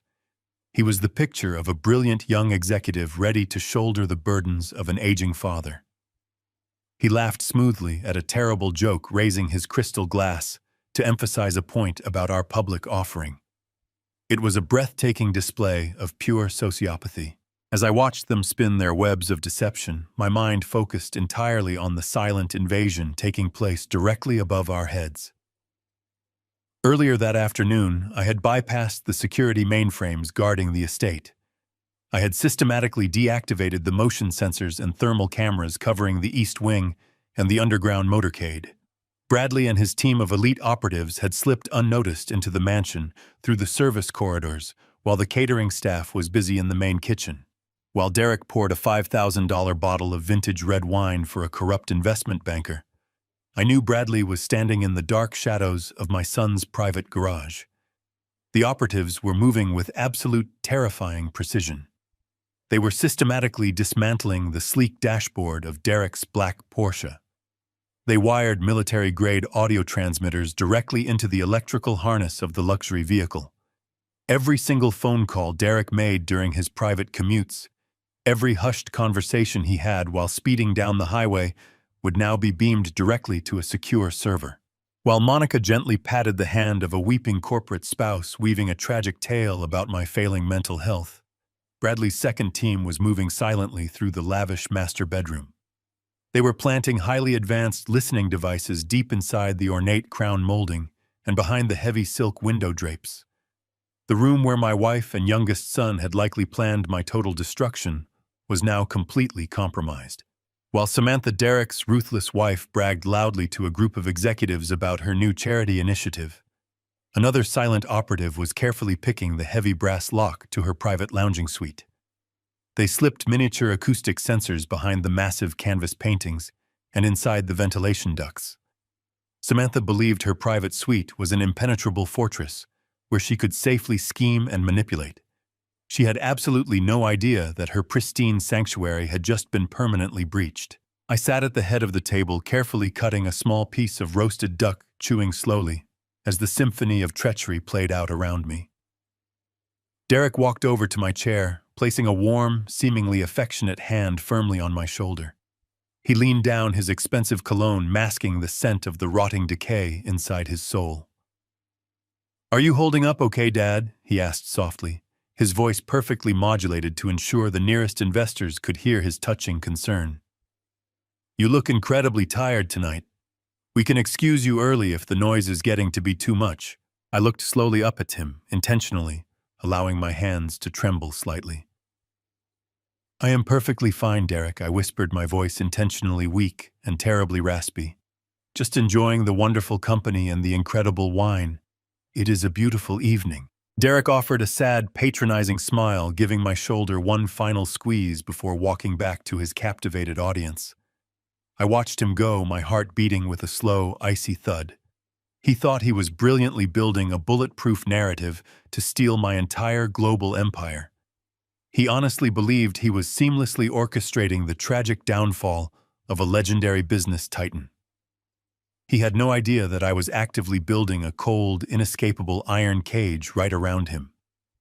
Every smile I gave, every confused blink I offered, every frail word I spoke was a forged bar in that very cage. They thought they were incredibly smart. They thought they had accounted for every single variable in their massive, heavily layered conspiracy. But they had made one fatal, arrogant miscalculation. They had forgotten exactly who had built the brutal, unforgiving corporate empire they were trying to steal. They had forgotten the sheer ruthlessness required to rise from nothing and conquer a global industry. I was not a fragile old man waiting quietly to die. I was a sleeping apex predator, and they had foolishly decided to wake me up. The extravagant dinner party finally drew to a sophisticated close shortly before midnight. The wealthy guests slowly filtered out into the damp night, completely oblivious to the silent, invisible war currently raging inside the sprawling mansion. Monica kissed my cheek, acting perfectly exhausted by the emotional toll of playing my tragic caretaker. Derek and Samantha retreated gracefully to the East Wing, discussing their corporate victories. I walked very slowly, very deliberately back to my private study, locking the heavy mahogany door securely behind me. I walked directly to my desk and picked up my encrypted cellular phone. The screen was blank, devoid of any normal notifications. I stood silently in the dark room, staring out the large bulletproof windows at the freezing, thoroughly soaked grounds below. 2 agonizing minutes passed in total suffocating silence. Then the phone vibrated exactly once. It was a single heavily encrypted text message from an untraceable anonymous number. The message contained only 3 incredibly brief, profoundly terrifying words. "The network is live." A cold, deeply satisfied smile finally broke across my weary face. The invisible snare was now fully constructed, armed and perfectly hidden in the shadows of their own homes. The high-tech audio bugs were actively transmitting every whisper, every frantic phone call, and every sinister confession directly to Bradley's secure servers. I sat heavily in my large leather chair, placing the encrypted phone flat on the smooth mahogany surface. The time for blind suspicion was officially over. Now I simply had to wait for the filthy rats to start squeaking. The heavy grandfather clock in the main foyer chimed twice, its deep resonant tones echoing through the silent cavernous halls of the estate. It was exactly 2 in the morning. I sat perfectly still in the dark confines of my study, waiting for the final echoes of the chime to fade into absolute nothingness. The mansion was completely asleep, enveloped in a thick, artificial peace. I picked up the encrypted burner phone from my desk, slipped it securely into the inner pocket of my tailored suit jacket, and quietly exited the room. I moved through the dark corridors with the silent, practiced grace of a man who knew every single creaking floorboard and hidden shadow of his own home. I bypassed the main staircase and used the narrow, winding servant stairs that led directly down to the underground parking garage. The air was frigid, biting through the thin fabric of my clothing, but I barely felt the cold.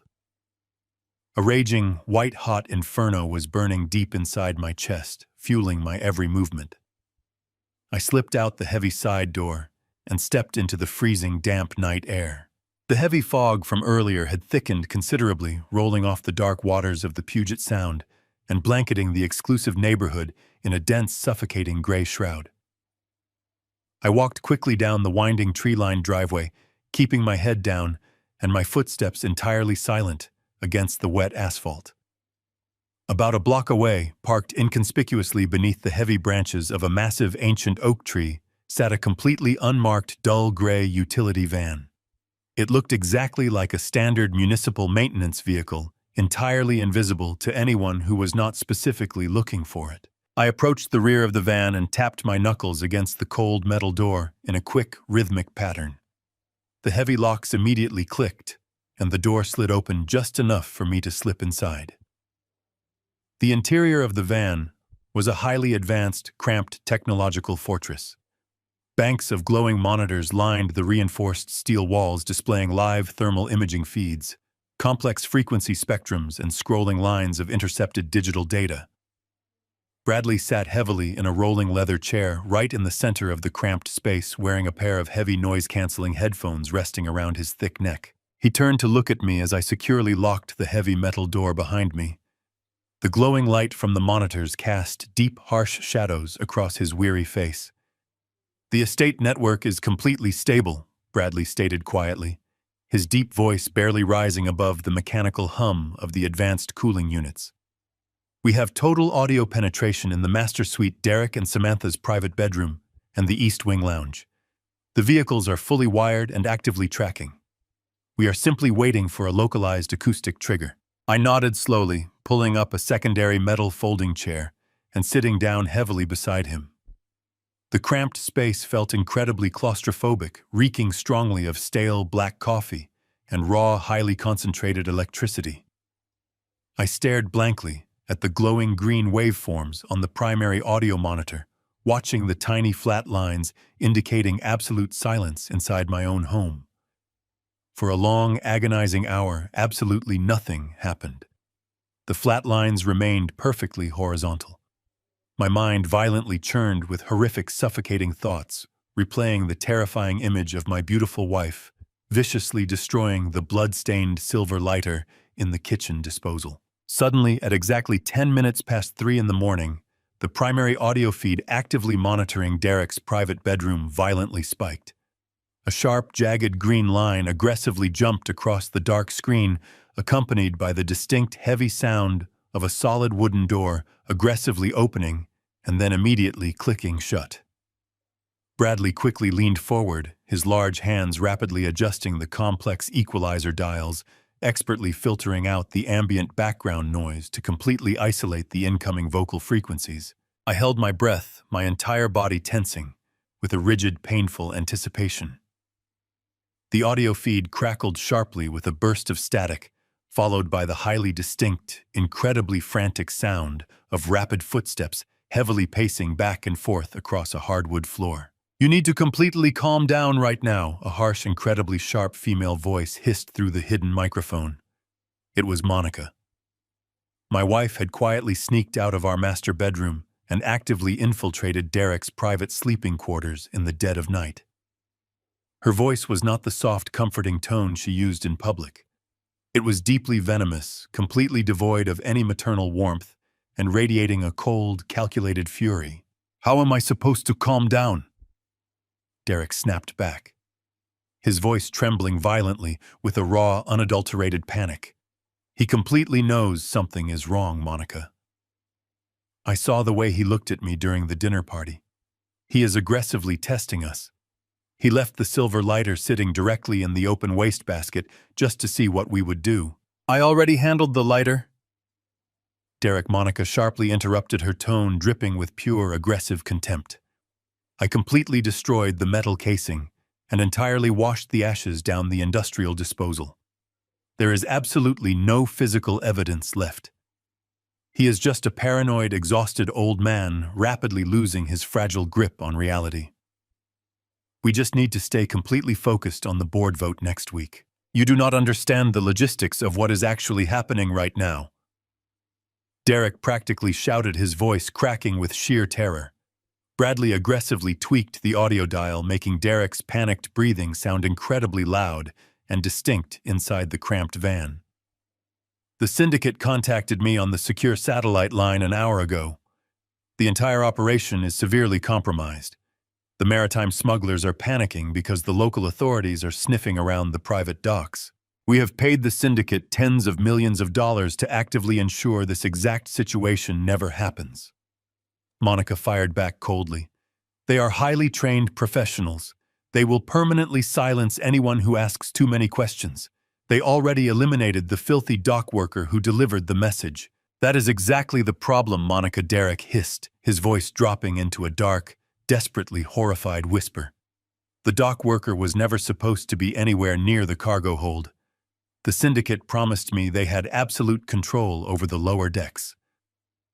I sat frozen in the metal chair, the freezing air inside the surveillance van suddenly feeling incredibly dense and unbreathable. My heart hammered violently against my ribs. "Then how did your brother manage to make a transatlantic phone call to your father?" Monica demanded, her voice rising in a vicious, highly aggressive tone. "How did he physically get his hands on a cellular device after 15 years of absolute silence?" "Because that bastard bribed a dock worker for a phone," Derek hissed the reality of his words, causing his voice to break into a sick, terrified sob. "I explicitly told the syndicate to keep him chained in the lower hull. I paid them a massive fortune to ensure he never saw the sunlight again. He was supposed to rot in that cargo ship forever." The reality of the words hit me like a physical blow. My entire world stopped spinning. The sterile hum of the cooling units inside the surveillance van faded into absolute silence. Bradley did not move a single muscle, his hands hovering frozen over the audio equalizer board. He slowly turned his head to look at me, his seasoned eyes reflecting the same profound horror, violently tearing my soul apart. I could not breathe. My lungs felt as if they had been abruptly filled with heavy cement. My firstborn son, the brilliant young man I had mourned for 15 agonizing years, was not dead. He had been alive this entire time. He had been locked away in the dark, chained like an animal, in the filthy, deeply rusted lower hull of a cargo ship. And my youngest son had actively paid a ruthless syndicate to keep him there. The glowing green line on the audio monitor suddenly spiked again, brutally, dragging me back to the horrific reality of the live intercept. Monica let out a sharp, condescending laugh that echoed harshly through the tiny speakers. It was a deeply venomous, entirely evil sound that made the hairs on the back of my neck stand completely upright. "You are falling apart over a logistical error," Derek, Monica hissed, her voice dripping with a cold, terrifying arrogance. "You need to pull yourself together immediately. You are the chief operating officer of a global empire. Stop whining like a child. A logistical error." Derek shouted back, his voice completely cracking under the immense weight of his raw panic. "Mother, my older brother just contacted our father. He bypassed the mercenaries, secured an untraceable cellular device, and made a direct, desperate plea for help. If the federal authorities trace that call, if they raid the shipping yards and find him chained down there, we are totally finished. We will spend the rest of our natural lives rotting inside a federal penitentiary." "Nobody is tracing anything," Monica snapped aggressively. "The Russian syndicate scrambled the digital signal exactly as we instructed them to do. Your father firmly believes it was a cheap extortion scam. We successfully neutralized his suspicions tonight. We just need to quietly contact the mercenary captain and have Tyler permanently relocated before the board meeting next week." I listened to the woman I slept next to for nearly 2 decades casually discuss relocating my kidnapped son as if he were defective machinery. The sheer sociopathy radiating from her words was profoundly paralyzing. But the horrifying revelations were far from over. "This was never supposed to happen, Sonaka," Derek groaned, his footsteps pacing erratically. 15 years ago, you promised me this would be perfectly clean. You swore the problem would be permanently solved." I sat rigidly in the folding chair as Monica let out a sigh of profound annoyance.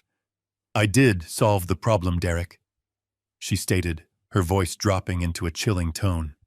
"You were struggling in the corporate shadows. Richard was grooming Tyler to inherit the logistical empire. He was going to give him the keys to the kingdom, and you were going to be left with table scraps. I was not going to watch my own flesh and blood be cast aside.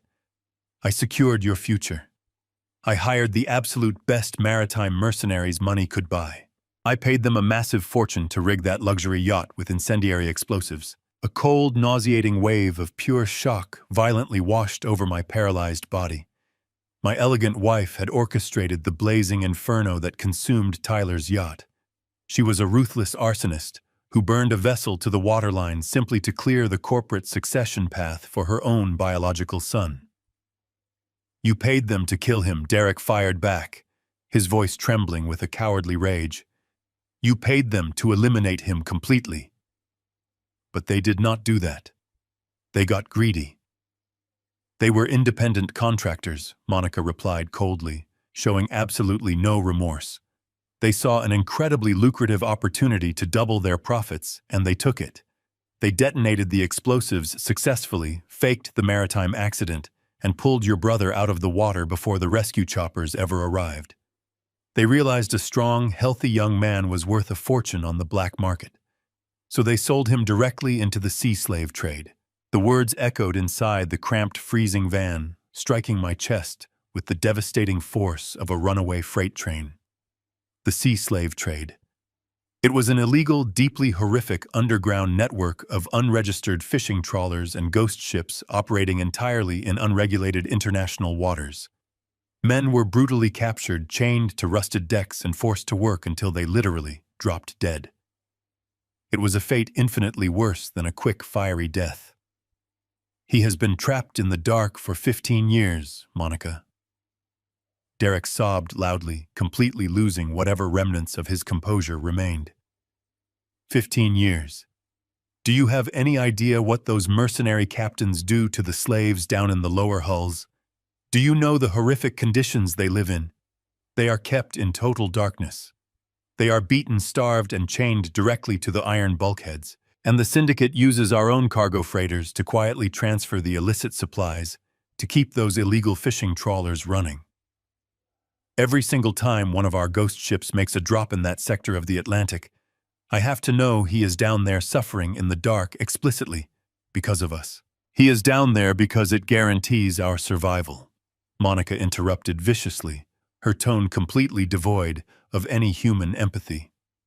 The syndicate keeps him alive as leverage. They hold him captive to ensure you continue quietly laundering their dark money through the corporate accounts. It is a mutually beneficial, highly lucrative business arrangement. You wash their offshore funds and they keep your brother permanently buried in the dark. It is the absolute cost of building our massive empire. You need to accept that reality and stop acting like a pathetic coward. I could not listen to another single word. The violently burning rage inside my chest erupted into a blinding inferno. I grabbed the edge of the metal desk bolted to the wall. I squeezed the thick steel, completely ignoring the sharp edges digging deeply into my flesh. I gripped the cold metal so hard that the fragile skin across my tight knuckles physically tore completely open. Warm blood slowly began to drip down my fingers, staining the white cuffs of my business shirt. But I felt no physical pain. The profound emotional devastation completely eclipsed everything else. My wife was not merely a calculating opportunist. She was a deeply evil, completely soulless monster who had orchestrated the horrific kidnapping and perpetual torture of my innocent son. And my youngest boy had actively funded his brother's captivity to protect his corporate status. I slowly released my bloody grip on the metal desk, turning my head to look directly at Bradley Hughes. The seasoned operative stared back at me silently, watching the dark blood drip from my torn knuckles. The time for gathering any quiet intelligence was over. We were no longer investigating a complex corporate crime. We were going to war against pure evil. The reality of the words hit me like a physical blow. I slumped forward in the metal folding chair, my chest heaving as if the oxygen had been violently sucked from the cramped surveillance van. Bradley remained perfectly still beside me, his hands hovering over the audio dials, his face cast in the pale green glow of the monitors. I could hear the harsh, ragged sound of my own breathing echoing in the small space. For a fleeting, desperate second, I tried to convince myself I had misunderstood the frantic exchange. I wanted to believe that Derek was simply a pawn, a terrified victim caught in a web of Monica's demonic design. I wanted to believe my youngest son was weak, perhaps cowardly, but not completely devoid of human morality. The audio feed crackled again, mercilessly shattering that final, fragile illusion. "You are falling apart over a ghost, Derek," Monica hissed through the speakers, her voice dripping with an icy, calculated venom. "We contained the situation 15 years ago, and we will contain it now. You just need to hold your nerve until the public offering is finalized." "Do not talk to me about holding my nerve," Derek fired back, his voice rising in a sickening mixture of panic and deep-seated resentment. "You have no idea what it has been like for me. You set the fire, Monica. You paid those mercenaries to burn the yacht and clear my path to the top. But you left a loose end. You did not confirm the kill. For 10 years you let me believe he was dead. You let the whole world believe it. It was a necessary operational pivot," Monica stated, entirely unbothered by her own monstrous admission. "The mercenaries saw an opportunity to monetize him. They sold him to the sea slave trade. It achieved the exact same objective. He was removed from the corporate succession line, and you became the undisputed heir to the empire.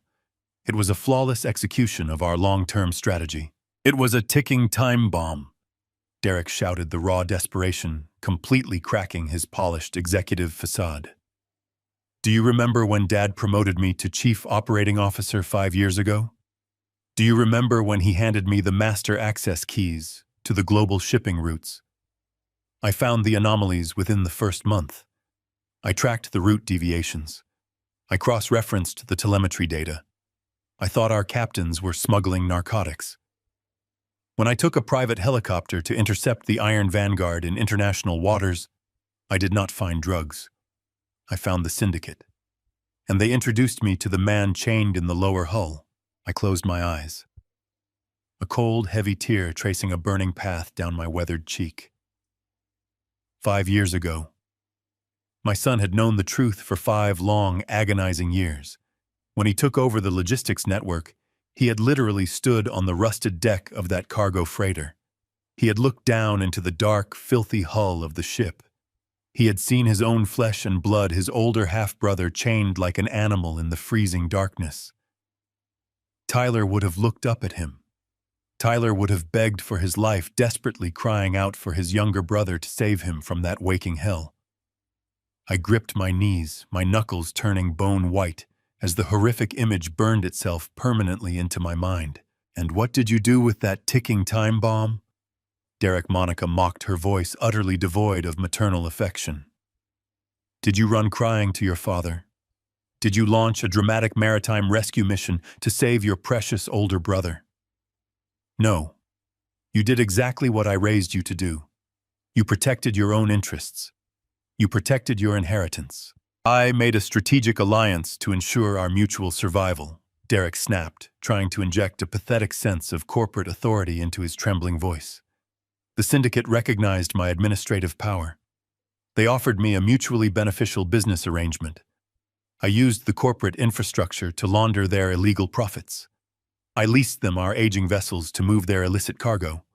I washed millions of dollars through Dad's pristine name. And in exchange, they guaranteed that Tyler would never see the light of day. They promised to keep him permanently buried in the dark, explicitly, so I could remain the sole heir to the Callahan empire. And it was a brilliant maneuver," Monica praised, her tone sickeningly smooth. "You secured your future. You insulated yourself by putting every single fraudulent document strictly in Richard's name. If the federal authorities ever breach the firewall, your senile, hallucinating father takes the entire fall. You emerge as the tragic, innocent son, forced to rebuild the broken company. You played the game perfectly, Derek. Do not lose your composure now just because a bribed dock worker slipped a cell phone into the cargo hold. The syndicate is unpredictable when they are panicked." Mother Derek whispered, his voice vibrating with sheer terror. "If they feel the authorities closing in on the Seattle docks, they will execute a full containment protocol. They will simply throw Tyler overboard with an iron chain wrapped around his chest. The loose end will be permanently severed." "Then let them sever it," Monica replied coldly. "It solves our primary problem entirely. Go back to sleep, Derek. We have a corporate empire to run tomorrow." The heavy click of a door closing signaled the end of the intercepted conversation. The green waveform on the monitor flatlined, returning the cramped surveillance van to a suffocating, deeply heavy silence. I slowly opened my eyes. The single tear that had fallen was the last one I would ever shed for the people living inside that mansion. The profound, overwhelming grief that had defined my existence for 15 years did not simply fade away. It fundamentally transformed. The unbearable, agonizing heartbreak of losing a child mutated, crystallizing instantly into a solid, impenetrable block of freezing ice deep within my chest. I stared at the blank audio monitor, feeling a strange, profound sense of absolute clarity wash over my entire being. I was no longer a grieving father.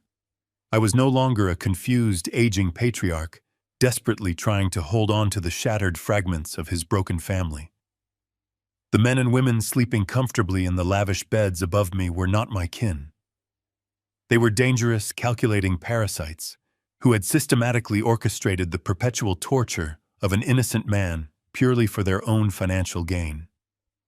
They had looked me right in the eye every single day for 5 years, smiling warmly, sharing family dinners and discussing corporate expansions, all while knowing my firstborn son was chained in a freezing, filthy ship hull.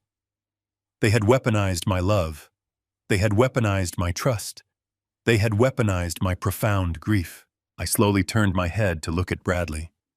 The seasoned former federal agent was already looking at me, his face drawn tight with a grim, deeply understanding solemnity. He knew the man who walked into this van was gone. I was no longer a father to the monsters in that house. I was their executioner. Bradley leaned back in his leather chair. The heavy silence of the surveillance van pressed down on us like a physical weight. He reached for the encrypted radio on the metal desk. His professional instincts were instantly taking over. "I am calling the federal director right now, Richard," he stated. His voice was completely devoid of any emotion. "We have a live confession of international money laundering, conspiracy to commit murder, and human trafficking. The Bureau can scramble a maritime tactical unit within the hour. They can have helicopters over those shipping lanes before dawn to secure the cargo freighters." I reached out and grabbed his wrist. My bloody knuckles smeared bright red across the dark sleeve of his tactical jacket. My grip was like a vice born from a sudden, terrifying clarity. "No," I commanded. My voice dropped into a dangerous, lethal register. "You will not make that call, Bradley. You will not breathe a single word of this to any federal agency." Bradley stared at me. He was completely stunned by my reaction. "Richard, your son is currently being held hostage by a ruthless international crime syndicate," he argued. His tone was laced with a very profound urgency. "We need massive, overwhelming force to extract him safely. If we do not alert the authorities immediately, we are leaving him entirely at the mercy of seasoned killers." I shook my head slowly. My mind was calculating the terrifying logistics of a federal raid. If the authorities swoop down on those private docks with sirens blazing and searchlights tearing through the fog, the syndicate will immediately execute a full containment protocol, I explained. I forced my voice to remain completely steady. "These are not street thugs, Bradley. They are highly organized, brutal maritime mercenaries who operate entirely outside the law. The absolute second they spot a Coast Guard cutter or a federal helicopter, they will permanently destroy the evidence. They will wrap heavy iron chains around his ankles and throw him directly overboard into the black, freezing water. He will sink straight to the bottom of the ocean before the tactical teams ever breach the main deck. A raid will not save him. It will guarantee his immediate execution." Bradley slowly lowered the radio. The cold, harsh green light from the monitors reflected in his dark eyes as the grim reality of my words settled heavily over his entire demeanor. He knew I was absolutely right. The federal bureaucracy was a loud, clumsy instrument. We were currently dealing with a highly volatile, incredibly fragile hostage situation. "So what is the alternative?" he asked quietly. "We cannot just let him rot down there while Derek and Monica continue their masquerade." "We are going to buy him back," I stated with absolute terrifying conviction. "We are going to step directly into the criminal underworld and purchase his freedom with untraceable currency." I released his wrist and stood up in the cramped van. My physical pain was entirely erased by pure, sheer adrenaline. "I need you to contact your most trusted underground broker." I continued pacing the narrow floorboards. The kind of man who negotiates with ghosts and shadows. I need a direct, secure line to the mercenary captain running the lower hulls of the Seattle shipping yards. I want a meeting arranged by tomorrow night. Bradley exhaled a long, heavy breath. He rubbed his tired eyes carefully. "The syndicate does not negotiate with outsiders, Richard. They only deal in massive, untraceable sums of liquid capital. They will not take a wire transfer. They will certainly not ever accept a corporate bank check. They will demand completely clean, untraceable bearer bonds or raw diamonds. Then we will give them exactly what they want," I replied coldly. I turned away from the glowing monitors and opened the heavy steel door of the van. I stepped back out into the freezing, damp night. I left Bradley alone to make the necessary arrangements and walked swiftly back up the winding driveway toward my sprawling estate. I did not return to my private study. I bypassed the main floors entirely and took the secure biometric elevator straight down to the fortified sub-basement located beneath the massive mansion. The sub-basement was a highly restricted climate-controlled bunker that housed my emergency corporate vault. It was a massive, impenetrable steel room protected by state-of-the-art retinal scanners and a complex voice recognition lock. I stepped up to the heavy security panel. I stared directly into the red scanning laser. The machine hummed softly, verifying my identity, before the massive steel tumblers loudly clicked open with a heavy, satisfying thud. I stepped inside the freezing, sterile vault. The walls were lined with thousands of secure safety deposit boxes, containing the most sensitive, highly classified assets of Callahan Logistics. I ignored the stacks of proprietary blueprints and offshore deeds. I walked directly to a completely unmarked titanium safe bolted to the floor in the far corner. I manually spun the complex dial, entering a numerical sequence known only to me and my late father. The heavy door swung open, revealing very neat, perfectly stacked rows of high-denomination bearer bonds. These were entirely unregistered, completely untraceable financial instruments. They functioned exactly like physical cash. They moved silently through the global economy without leaving a single digital footprint. I had quietly amassed this specific emergency reserve over 3 long decades. I intended to use it only in the event of a catastrophic corporate collapse. I never imagined I would be using it to literally purchase my firstborn son from a maritime slave market. I pulled a very heavy black canvas duffel bag from the bottom shelf of the safe. My movements were incredibly precise, completely devoid of any hesitation or fear. I began stacking the thick bundles of bearer bonds into the dark bag. 1 million. 3 million. 5 million. I did not stop until the canvas bag was bulging with exactly $10 million in untraceable liquid absolute wealth. It was a true ransom fit for a king. It was a sum capable of toppling small governments or buying absolute silence from the most ruthless killers on the planet. I zipped the heavy bag closed and lifted it by the reinforced nylon straps. The physical weight of the $10 million felt incredibly grounding. It was the exact price of the life of my son. It was the ransom demanded by the monsters who had stolen 15 years of his existence. I walked back out of the secure vault, leaving the heavy steel door standing wide open behind me. I carried the heavy duffel bag back up to the main floor. I walked silently past the lavish, over-decorated rooms of my mansion. I passed the grand staircase leading up to the master suite where my demonic wife was currently sleeping. I passed the elegant, polished doors of the private wing of my youngest son, where he was likely dreaming of his stolen inheritance. My cold resolve did not break. I was going to buy my boy back from hell, personally. And when he was safely secured, I would burn this entire filthy empire completely to the bitter ground today. I stood up, the cold steel of the van floor solid beneath my feet. I instructed Bradley to immediately mobilize his heaviest tactical extraction unit. No federal involvement, no flashing lights, and no red tape to alert the syndicate. We were going to cut the head off this nightmare ourselves. Bradley nodded, his fingers flying across the encrypted communications terminal. Within 20 minutes, a team of 12 armed former operatives converged on a staging ground 2 miles from the waterfront. They wore unmarked tactical gear, carrying suppressed weapons and heavy breaching equipment.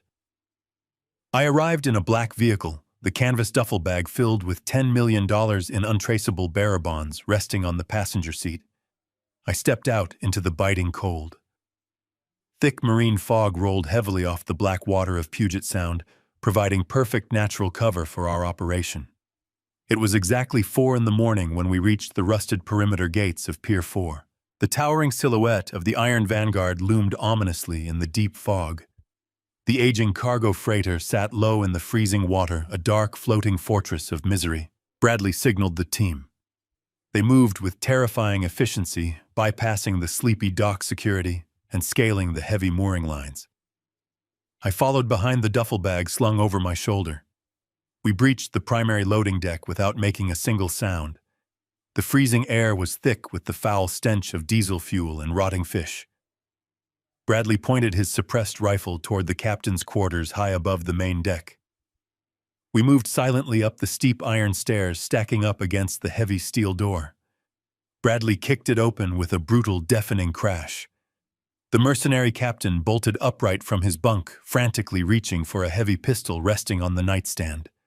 Two operatives grabbed him instantly, slamming him violently against the metal bulkhead. He gasped for air, his eyes wide with sudden terror. I walked into the cramped, filthy cabin and dropped the canvas duffel bag directly onto the steel floor. I unzipped the nylon fabric, exposing the neat stacks of high-denomination bearer bonds. The captain stared at the fortune, his greed momentarily overriding his sheer panic. "You will take this $10 million and walk away from this vessel." I stated, my voice a deadly freezing whisper. "You will tell your syndicate bosses that a rival faction hijacked your cargo.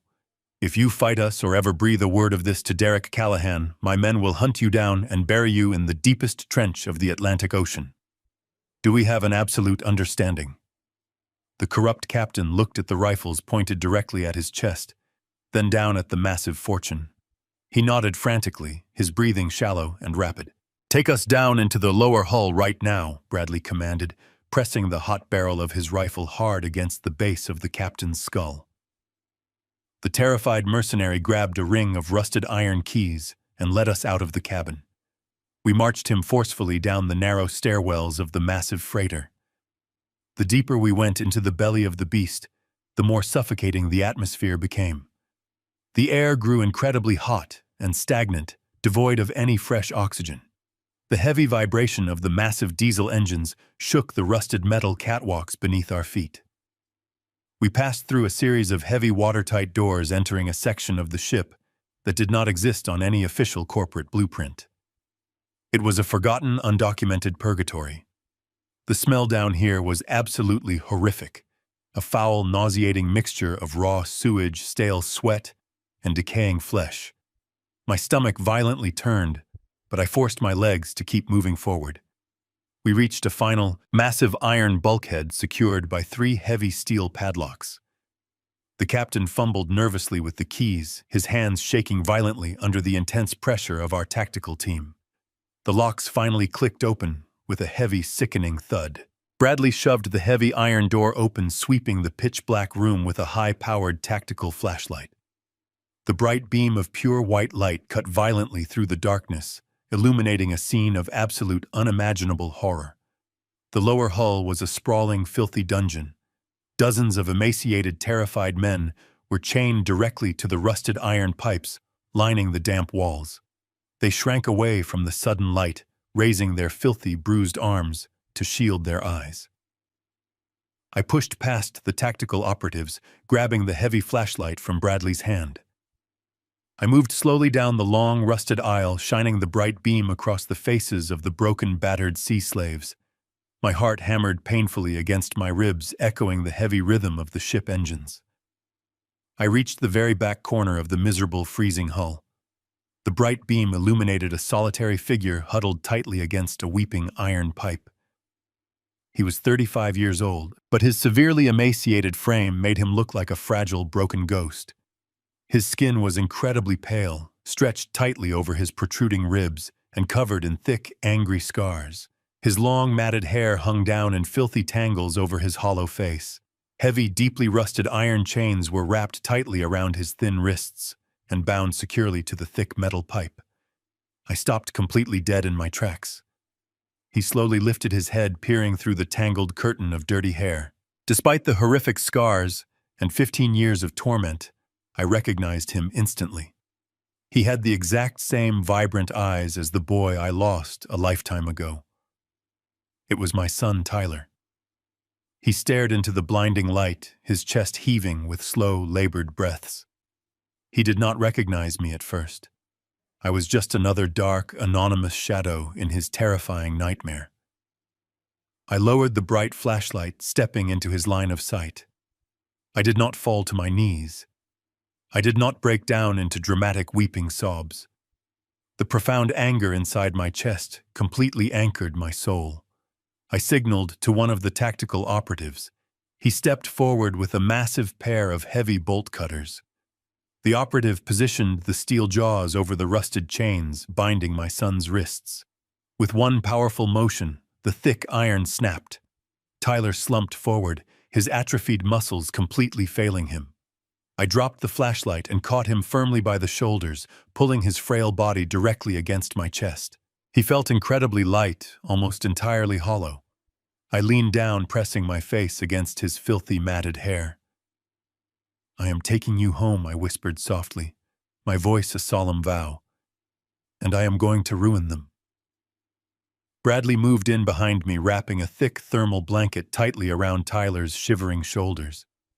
The team secured the perimeter, carefully lifting my fragile son off the freezing floor and carrying him swiftly back toward the main deck.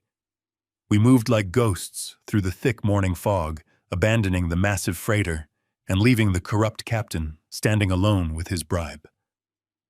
My son was extracted and guarded in a private, highly secure medical facility before the sun ever breached the dark Seattle horizon. The brutal rescue mission was completely finished. Now the inescapable trap was closing tightly around the throats of the betrayers. I left the private medical facility just as the pale morning sun began to bleed through the thick layer of marine fog over the Seattle skyline. Tyler was resting comfortably, heavily sedated, surrounded by the best trauma specialists money could buy. For the first time in 15 incredibly agonizing years, my firstborn son was finally safe. I stood in the sterile hospital corridor for a long time, watching his chest rise and fall through the reinforced glass window. I placed my hand against the cold pane, making a silent, unbreakable vow to him. He had survived his waking nightmare. Now I was going directly home to ensure the architects of his suffering experienced theirs. Bradley handed me a thick leather briefcase as I stepped out into the freezing morning air.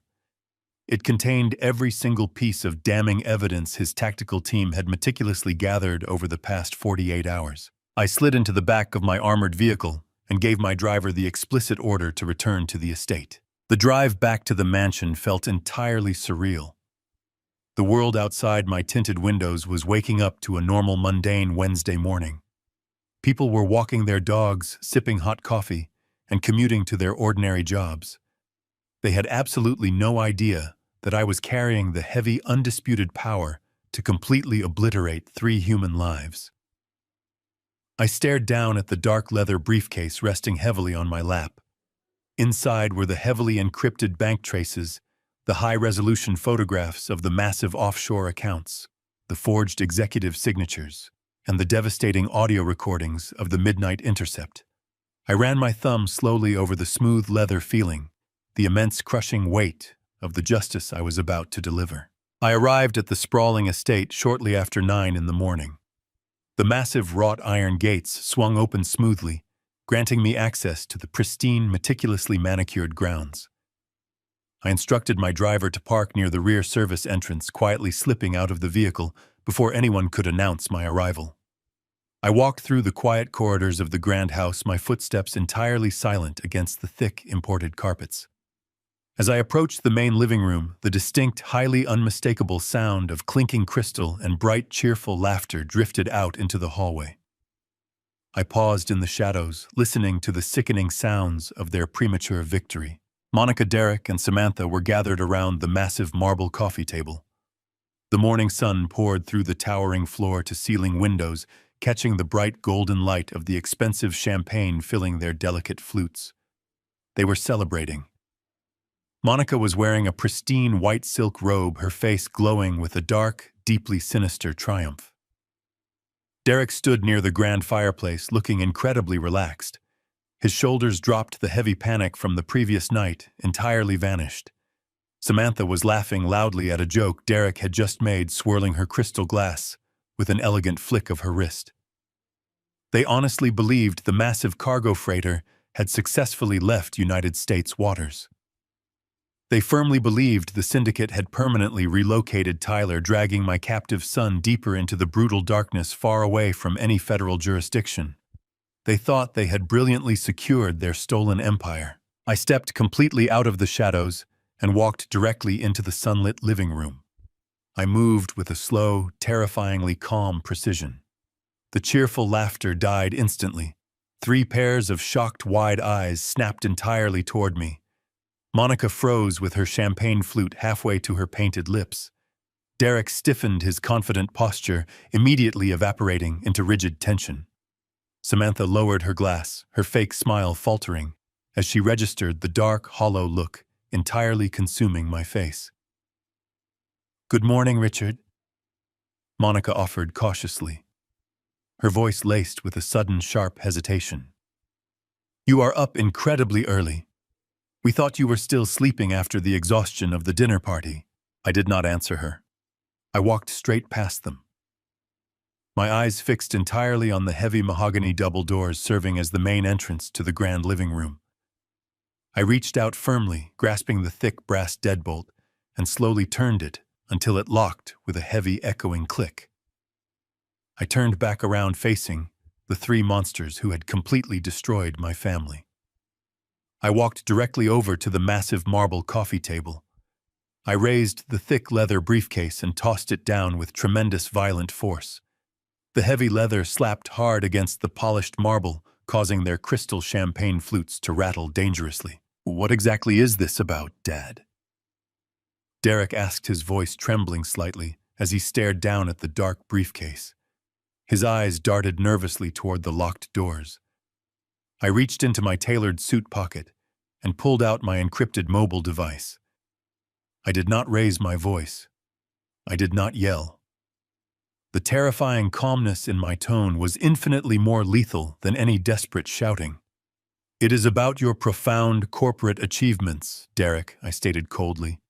"It is about the incredibly lucrative, highly complex logistical network you have spent the last 5 years building behind my back. It is about the Eastern European shell companies, the dark money laundering, and the maritime ghost ships." The vibrant color completely drained from Derek's face in an absolute instant. His jaw physically dropped, his skin turning a sickly, translucent white. Samantha gasped sharply, taking a sudden, terrified step backward. Monica remained frozen, but I could clearly see the sheer, unadulterated panic violently exploding behind her dark eyes. I pressed a single button on my phone. The sophisticated high-fidelity house sound system wired seamlessly into every corner of the massive room instantly sparked to life. The crystal-clear audio from the midnight intercept violently filled the quiet living room. Monica's harsh, incredibly sharp voice echoed down from the ceiling speakers. "I completely destroyed the metal casing and entirely washed the ashes down the industrial disposal. There is absolutely no physical evidence left. He is just a paranoid, exhausted old man rapidly losing his fragile grip on reality." Monica's eyes widened in sheer horror. She dropped her delicate crystal flute. The expensive glass shattered violently against the hardwood floor, sending a spray of expensive champagne and jagged shards across the pristine carpet. Derek began to shake uncontrollably. He backed away from the marble table, his chest heaving with rapid, shallow breaths. The audio recording continued to play mercilessly, broadcasting their most demonic, deeply hidden secrets to the entire room. Then the speakers blasted Derek's own desperate, terrified confession from the previous night. "Because that bastard bribed a dock worker for a phone. I explicitly told the syndicate to keep him chained in the lower hull. I paid them a massive fortune to ensure he never saw the sunlight again. He was supposed to rot in that cargo ship forever." The words hung in the freezing air, a heavy, suffocating blanket of absolute guilt. Derek reached frantically into his pocket, pulling out his expensive cellular device with violently shaking hands. He stared at the glowing screen, his thumb jabbing desperately at the glass surface. He was trying to call his corrupt security team. He was trying to call the syndicate mercenaries to warn them. But Bradley had anticipated his exact reaction. Bradley had parked the unmarked utility van at the end of the driveway and activated a military-grade signal jammer. The entire estate was enveloped in a massive digital blackout. "There is absolutely no cellular service, Derek," I whispered, stepping slowly around the marble table. "There is no internet connection. There is no landline. You cannot call your heavily armed mercenaries.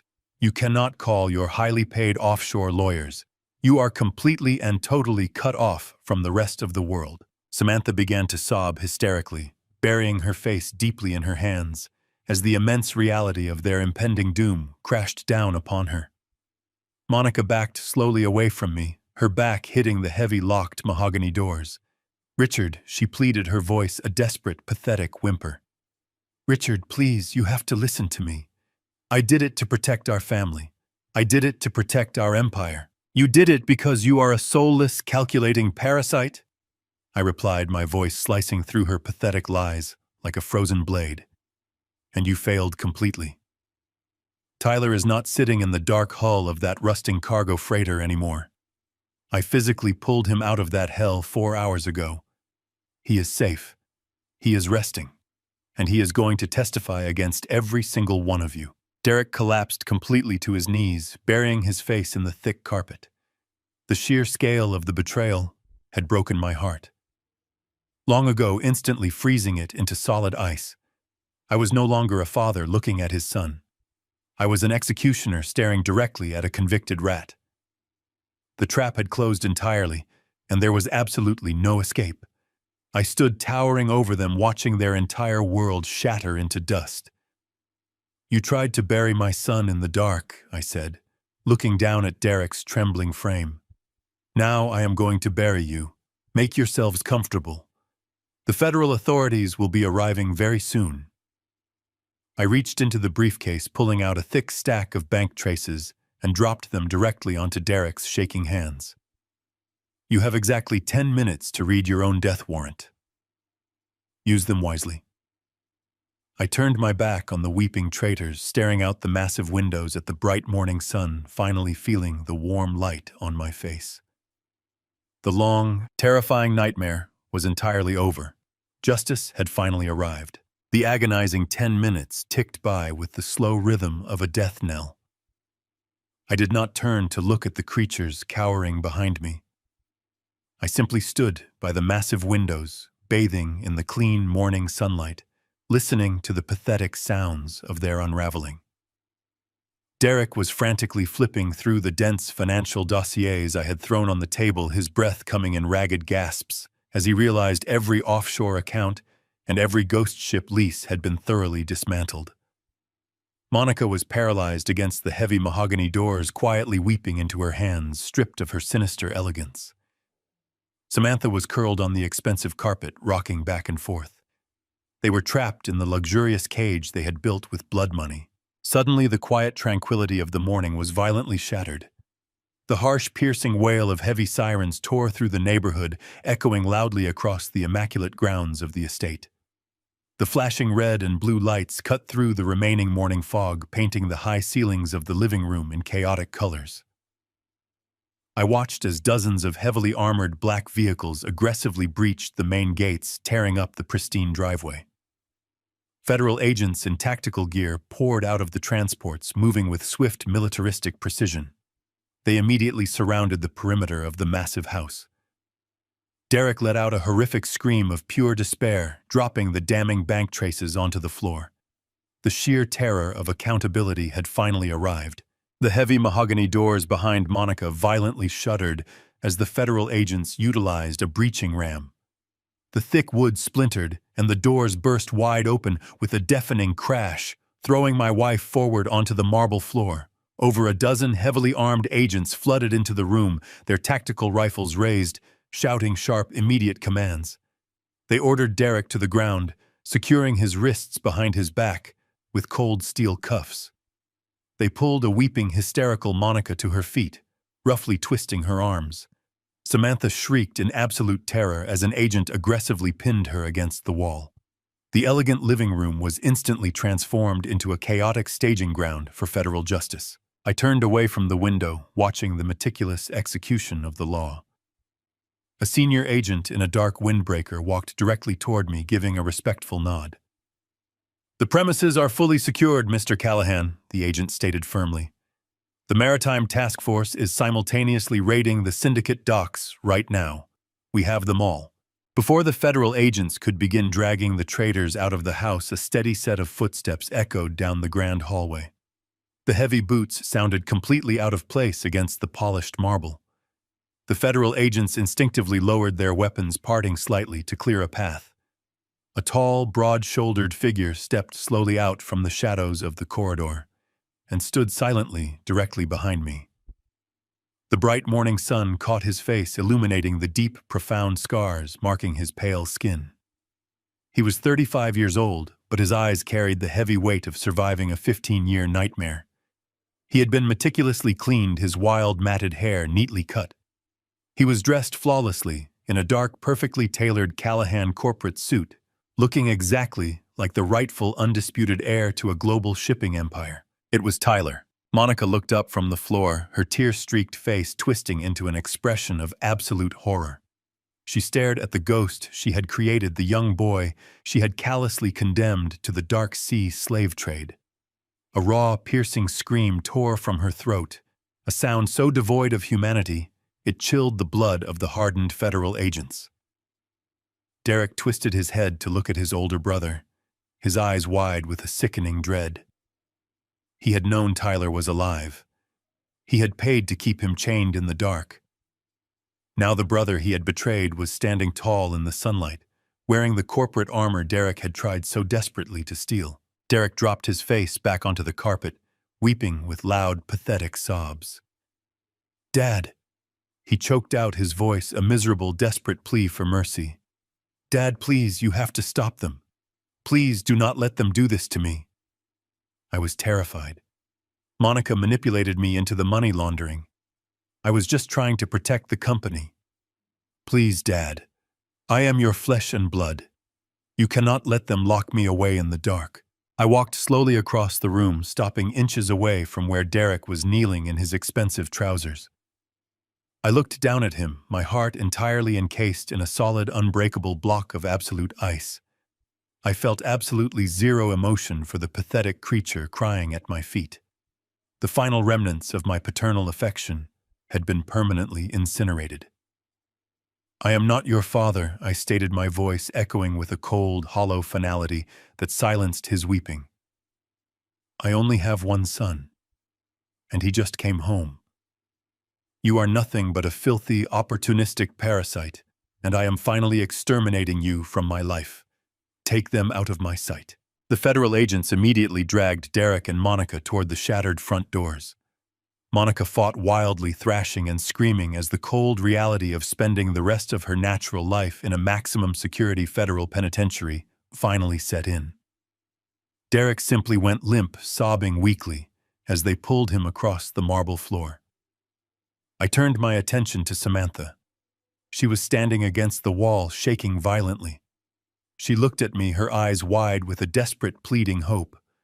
She had always believed her hands were entirely clean. "You will not be joining your husband in federal prison today, Samantha," I said calmly. "The federal agents do not have enough concrete evidence to directly tie you to the human trafficking operation. But you are actively complicit, and you will not spend another second breathing the air inside this house." I motioned to Bradley, who had just entered the room holding a single legal document. "Your prenuptial agreement has been officially voided," Bradley stated. "Every single asset and bank account you shared with Derek has just been completely frozen." I stepped closer to her, my voice dropping into a deadly whisper. "You are leaving this estate right now. You are taking absolutely nothing with you except the clothes resting on your back." Two private security guards stepped forward, grabbing Samantha roughly by her arms. She shrieked in sheer terror, kicking wildly as they dragged her out the front doors and forcefully threw her onto the damp street. I watched with deep, satisfying closure as the heavy iron gates slowly swung shut, locking her entirely out of the luxurious world she had married into. The toxic atmosphere was gone. I walked toward the windows. Tyler stepped silently beside me. We stood shoulder to shoulder, looking out at the beautiful Seattle skyline. The dark, heavy storm clouds had finally broken, leaving a brilliant, clear blue sky. I rested my hand firmly on my son's broad shoulder. We had survived the dark. Our stolen corporate empire was officially ours to conquer again. Never mistake a man's silence for ignorance nor his generosity for weakness. When a father spends his entire life building an empire to protect his family, he does so out of unconditional love. But when those he shelters turn into parasites, using his own legacy to destroy his blood, that love instantly forged into an unbreakable blade of justice. Trust your instincts. When the people closest to you tell you you're losing your mind, look closer. The truth is often buried beneath their plausible lies. A true man doesn't just build a home. He knows exactly when to burn the rot out of it to save what truly matters. If this story ignited a fire in you, hit the like button and subscribe immediately. Drop a comment below. Have you ever trusted someone who turned out to be your worst enemy? Where are you watching from right now? Let's talk in the comments. See you in the next one. Mọi thứ đã được qua chat theo đúng phong cách sắc lạnh, nhịp độ dồn dập và cấu trúc bóc tách lớp làng mà bạn yêu cầu. Toàn bộ kịch bản này là một cỗ máy nghiền nát sự dối trá.